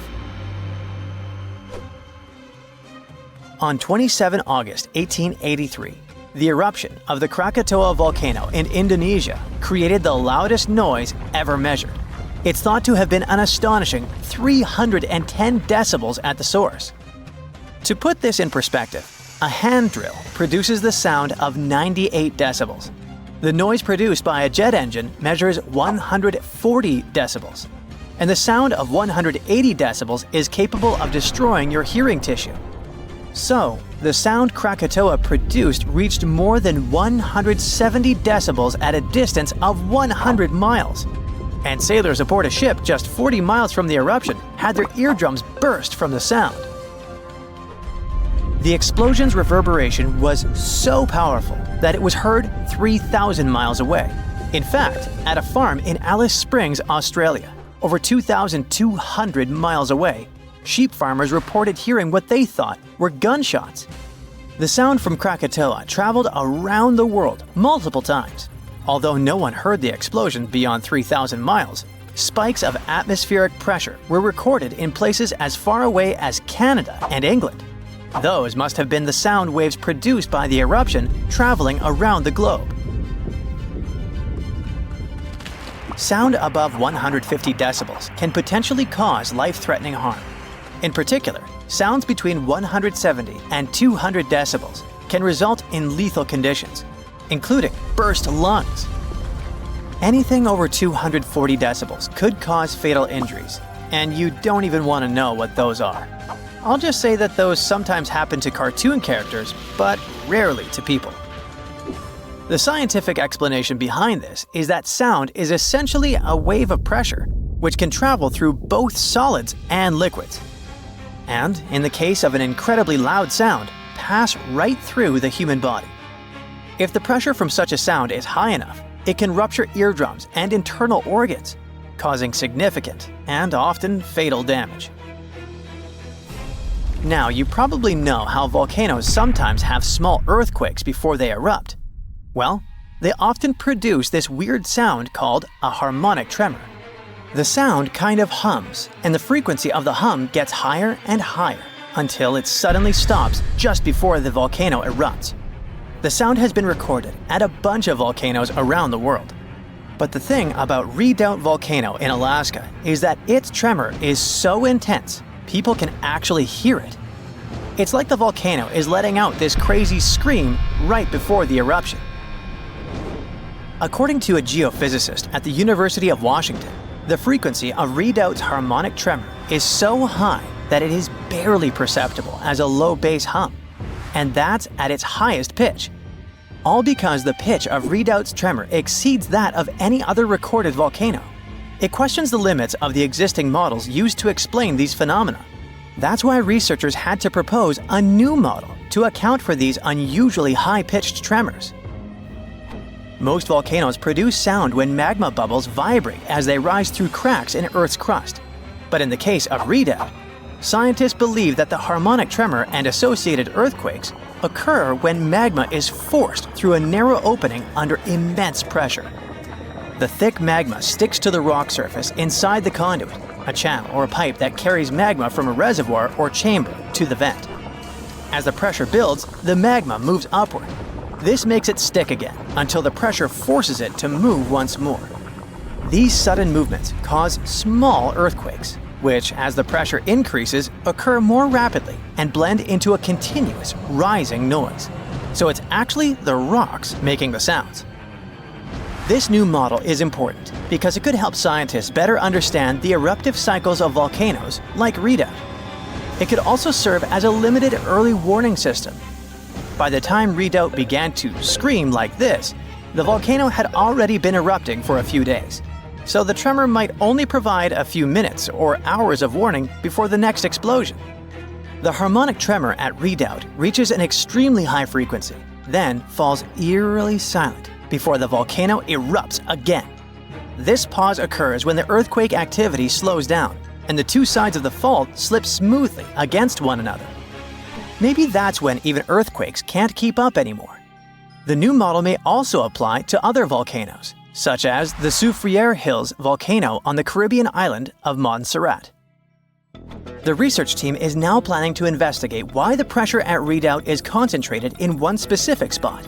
To move ahead in their research, the scientists have created 2 recordings of Redoubt's seismic activity. The first, a 10-second recording, compresses about 10 minutes of seismic sounds and harmonic tremors, sped up 60 times.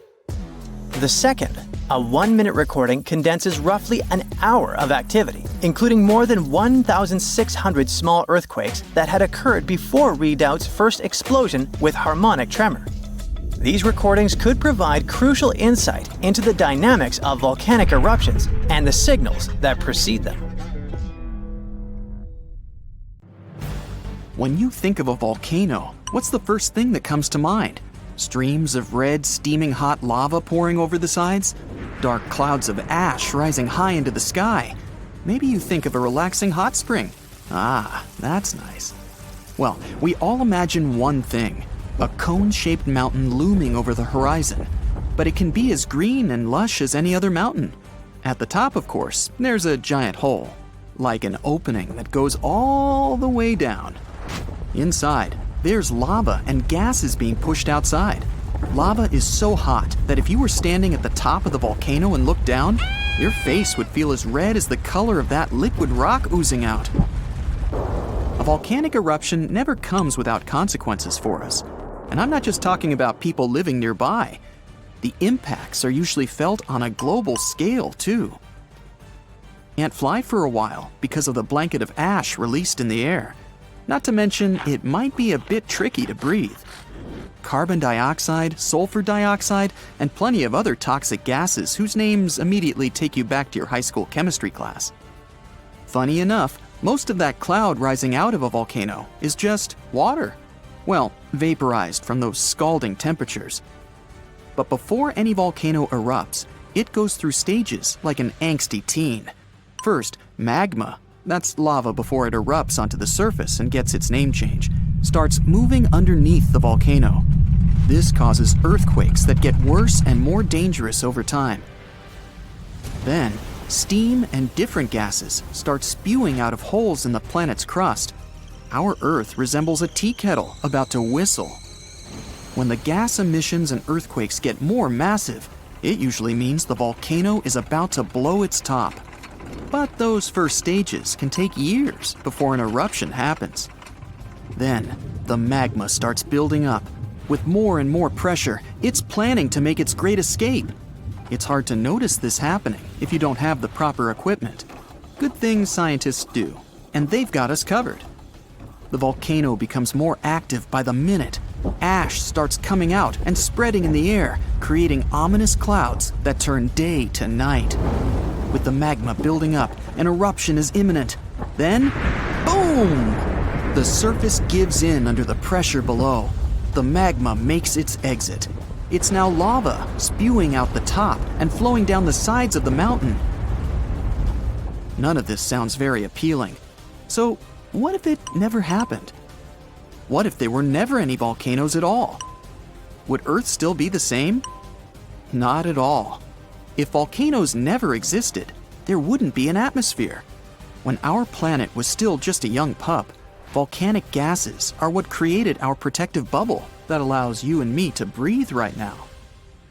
They also played a big part in shaping the land and oceans. 4 billion years ago, Earth was still forming. It didn't look anything like the pale blue dot we know today. It was red hot, and the water was trapped under the crust. It wasn't until the surface started to cool down and solidify that the water was finally able to escape. Volcanoes acted sort of like a tear in the fabric of our planet. Water vapor would condense in the atmosphere and then fall back down as rain. It rained for so long that the third planet from the sun started turning into the blue ball we're more familiar with. In fact, there's even a theory that all the water on Earth came from volcanoes. And without water, of course, life wouldn't have been able to form. Land formation went through a similar process. You see, our planet was a pretty rough place to be when it was forming. It was a molten surface with fields of lava and constant volcanic eruptions and space rocks always crashing into it, because there was no atmosphere to protect it. When it started cooling down, a good solid surface formed, but the hot material underneath was still boiling and bubbling, and it continued making its way up. The crust would move and form thick layers with the material that was rising up.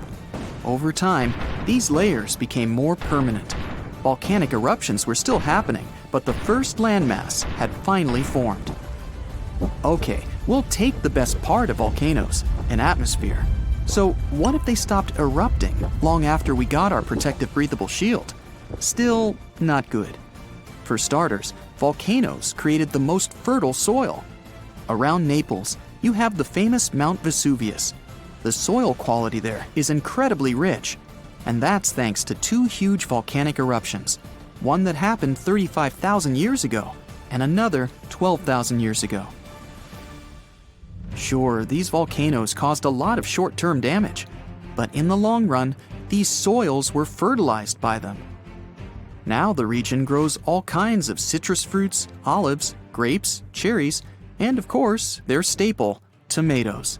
There'd be none of that without rich volcanic soil, and Naples is by far not the only example like this.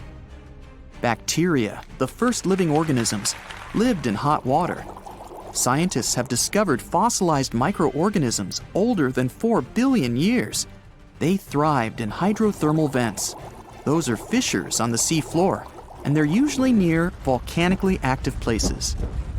This means that without volcanoes, we wouldn't have land, water, or even the first life forms that, as the theory goes, would eventually evolve into all the creatures we have today.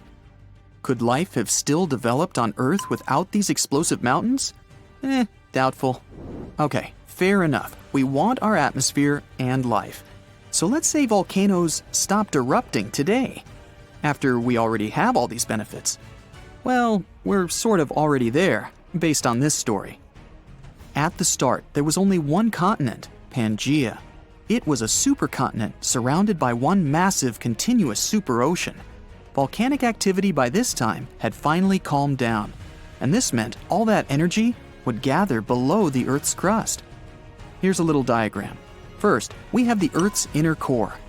Then there's the outer core. Next up, we have our convection currents. Magma is next in line. After that, the oceanic crust. And at the very top, we have our ocean and our continental crust. The reason Pangaea eventually broke up into the separate continents we have today is because of plate tectonics. It's not like the crust is all one solid piece. It's broken up into big chunks, or plates, that are always moving. And it's all still moving today. Yes, the land you're standing on right now is sort of surfing on that layer of convection currents. It's a slow process, so it's not like you can feel it. Pangaea didn't break apart all at once. It took tens of millions of years. When the plates move, they cause earthquakes and volcanic activity. They create mountains too. It's good for our planet as well, because the Earth gets to sort of renew its old crust. If there was no volcanic activity now, the pressure underneath the Earth's crust would keep building up. It'd get to a boiling point the continents couldn't handle anymore, and eventually, they'd start splitting into more numerous and smaller masses. Volcanoes are still useful to us till this day. For one, they cool our atmosphere. Their eruptions release sulfur gas. It combines with water in our atmosphere and cools it at its lowest level, which is where we live and breathe. There's also an excellent use for their heat. Geothermal power plants harness the energy coming from deep inside the Earth and turn its heat into steam. We then use that steam and turn it into electricity. This is the case for our friends in New Zealand and Iceland, since they live in places with high underground temperatures. Volcanic material can also be made into blocks for building stuff. It can be grounded down to make cement too. If we want, we can even search volcanoes for precious minerals like gold, copper, and sulfur. And who can forget about hot springs? Tourism to places like Yellowstone and Iceland wouldn't be the same without them. And who doesn't love a nice steamy dip in the ones safe for swimming? Oh yeah. In the end, volcanoes aren't so bad after all. Our beautiful Earth wouldn't be what it is without them. The largest volcanic region on Earth is not in Africa or Japan, but under the ice of Antarctica. Scientists found 138 volcanoes in its western part, and if they decide to go wild, you'll surely notice it. They could melt huge amounts of ice that will move into the ocean, raise its level, and make our planet uninhabitable for humans. But before you pack your things to fly away to another planet, hear me out. Only 2 of the Antarctic volcanoes are officially classified as active now, and it would take a whole series of eruptions, decade after decade, to seriously impact the whole world. Mount Erebus, one of the 2 Antarctic volcanoes currently in action, proudly bears the title of the world's southernmost active one. It has been continuously erupting since at least 1972. It emits plumes of gas and steam and sometimes even spews out rocks, and scientists call it Strombolian eruptions. One of the coolest features is a lava lake in one of its summit craters, with molten material on the surface. Such lakes are rather rare because they need certain conditions to make sure the surface never freezes over. The second active volcano is Deception Island, a horseshoe-shaped landmass. It is the caldera of an active volcano that last erupted over 50 years ago. Scientists who monitor it say it shouldn't go wild anytime soon. Antarctica also has plenty of fumaroles. Those are volcanic vents that release gases and vapors into the air. In the right conditions, they can spew out enough stuff to build fumarolic ice towers up to 10 feet tall. Scientists keep an eye on the Antarctic volcanoes with seismometers that detect when the Earth starts trembling from volcanic activity. Sometimes they also use more complicated tech, But it's all really challenging because of how far away this polar region is and how tricky it is to get there. That's why no one can predict when one of the continent's volcanoes that are now sleeping might erupt. We can guess what this waking up would look like if we analyze the events from nearly 20,000 years ago. So, shall we? One of Antarctica's sleeping volcanoes, Mount Takahe, had a series of eruptions and spewed out a good amount of halogens rich in ozone back then. Some scientists say these events warmed up the southern hemisphere. Glaciers started to melt and help finish the last ice age. For these events to repeat, we'd need a series of eruptions with substances rich in halogens from one or more volcanoes that are now above the ice. It's an unlikely scenario, but since it already happened in the past, it's not completely impossible. As for volcanoes hiding under a thick layer of ice, it looks like their gases would hardly make it to the atmosphere, but they would be strong enough to melt huge caverns in the base of the ice and produce a serious amount of meltwater. The West Antarctic ice sheet is wet and not frozen to its bed, so this meltwater would work as a lubricant and set the overlying ice into motion soon. The volume of water that even a large volcano would generate in this way is nothing compared to the volume of ice beneath it. So, a single eruption wouldn't make a difference. But several volcanoes erupting close to or beneath any of the western Antarctica's big ice streams would. Those ice streams are rivers of ice that take most of the frozen water in Antarctica into the ocean. If they change their speed and bring unusual amounts of water into the ocean, its level will rise. As the ice would get thinner and thinner, there would be more and more new eruptions. Scientists call it a runaway effect. Something like that happened in Iceland. The number of volcanic eruptions went up when glaciers started to recede at the end of the last ice age. So, it looks like, for massive changes, several powerful volcanoes above the ice with gases full of halogens need to get active within a few decades of each other and stay strong over many tens to hundreds of years.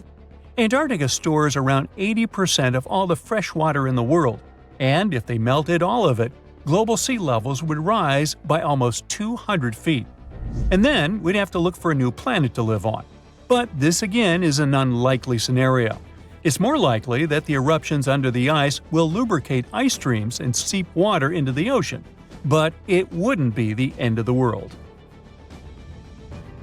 A super strong, super angry supervolcano could do it though, and it has already happened in the past. Over 200 million years ago, the world went through a major makeover with not one, not two, but 4 massive volcanic eruptions in huge pulses. The supervolcano called Camp had been erupting over and over for 600,000 years. It all happened in Wrangell, a large chunk of land that used to be a supermassive volcano stretching across what's now British Columbia and Alaska.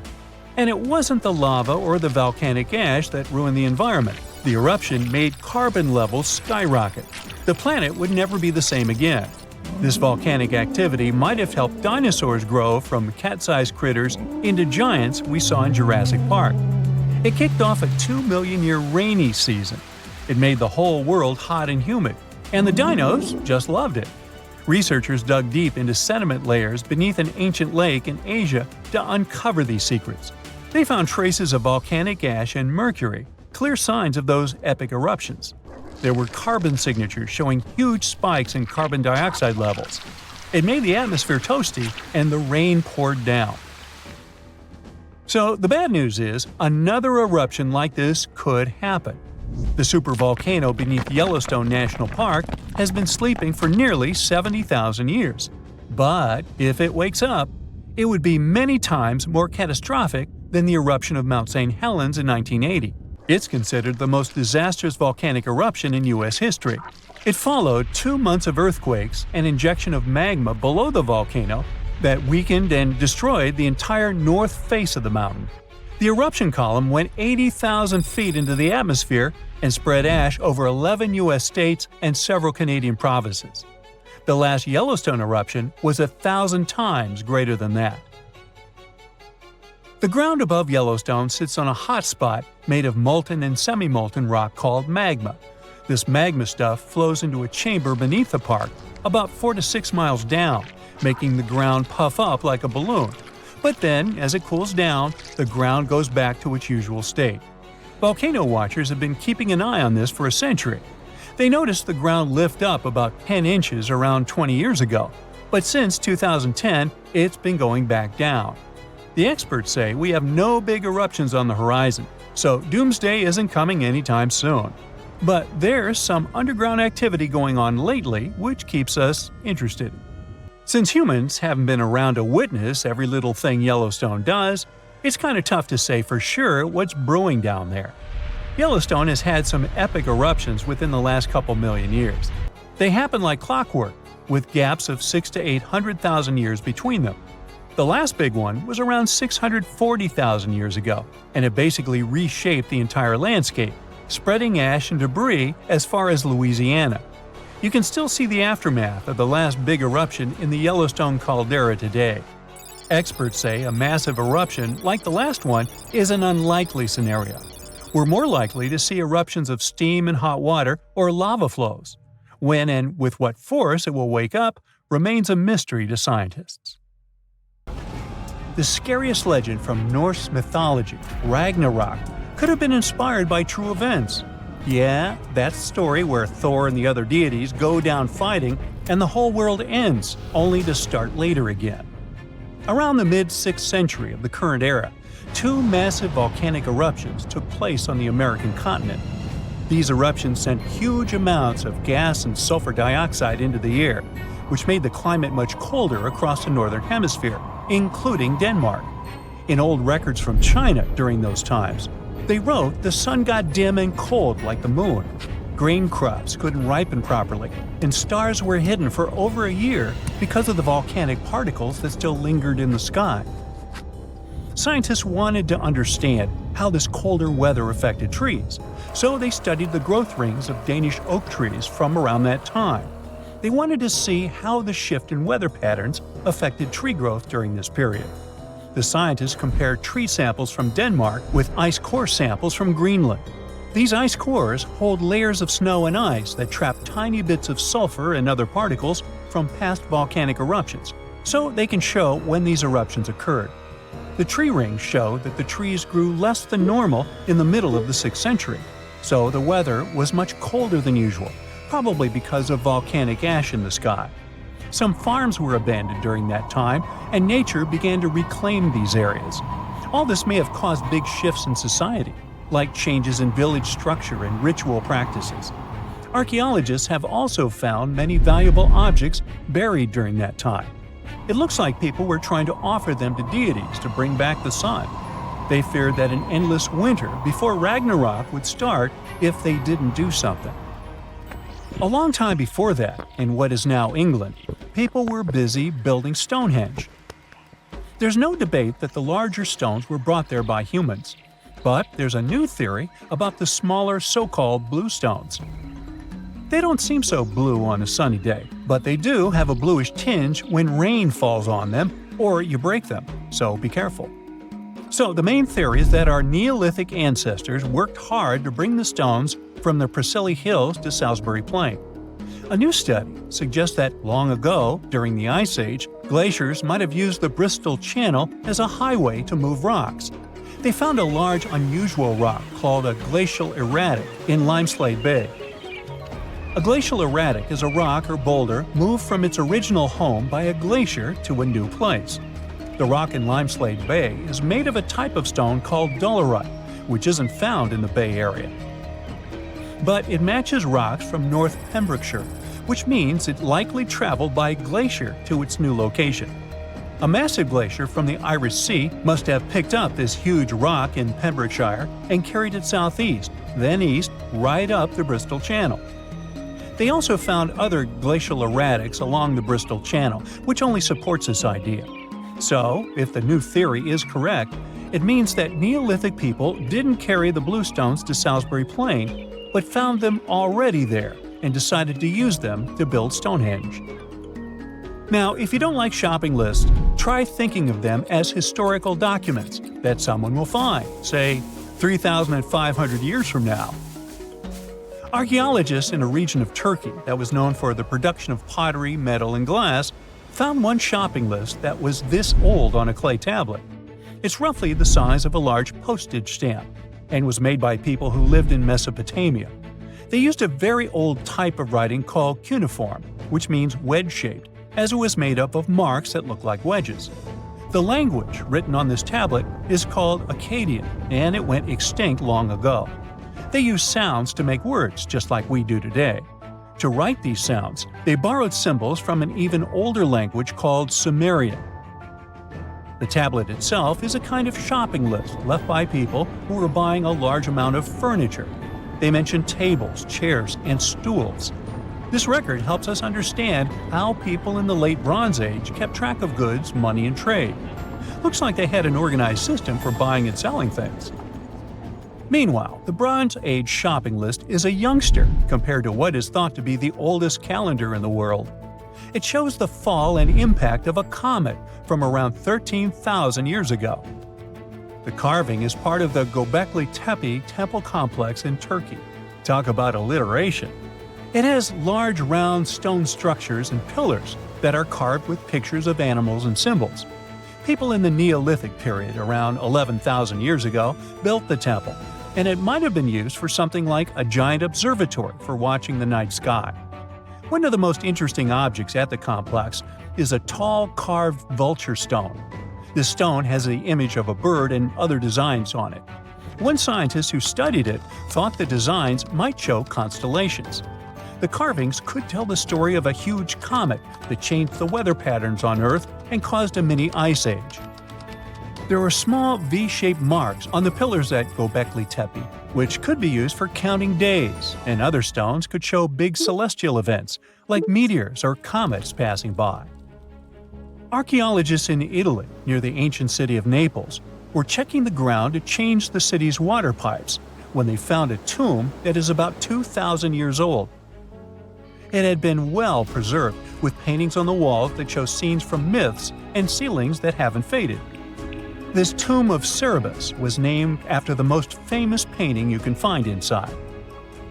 Erebus was a creature from Greek mythology, a huge, scary dog with 3 heads. He was known as the guard dog of the underworld. One famous myth you can see on the walls of the tomb is the story of Hercules capturing Erebus as part of his 12 labors. As the archaeologists kept digging, they discovered images of ichthyocentaurs, creatures that were like a mix between a mermaid and a centaur. The tomb also has a large altar with vessels for liquids that they would pour out as an offering to honor the deities. The person who was buried here lies on a decorated burial bed, surrounded by paintings, symbols, and objects that people in ancient times believed would bring peace or help in the afterlife. The tomb was just found in October 2023 and is not open to visitors yet, as archaeologists are still studying it. Scientists have long wondered how heavy stone blocks were carried to the sites of the pyramids in Egypt, and they might finally have an answer. Researchers from the University of North Carolina, Wilmington, believe that the ancient Egyptians built 31 pyramids along an ancient branch of the River Nile. It's now hidden under desert and farmland. It's not a new idea, but up until recently, scientists weren't sure of the location, shape, size, or proximity of the waterway the pyramid builders could have used for transportation. This time, they used radar satellite imagery, historical maps, geophysical surveys, and sediment coring to map the river branch. A major drought and sandstorms likely buried it thousands of years ago. The team managed to go below the sand surface and get images of some hidden features thanks to radar technology. They found hidden rivers and ancient structures running at the foothills of where most of the ancient Egyptian pyramids lie. Thanks to this discovery, we can now understand why they decided to build so many pyramids between Giza and Lish in what is now an inhospitable area of the Sahara Desert.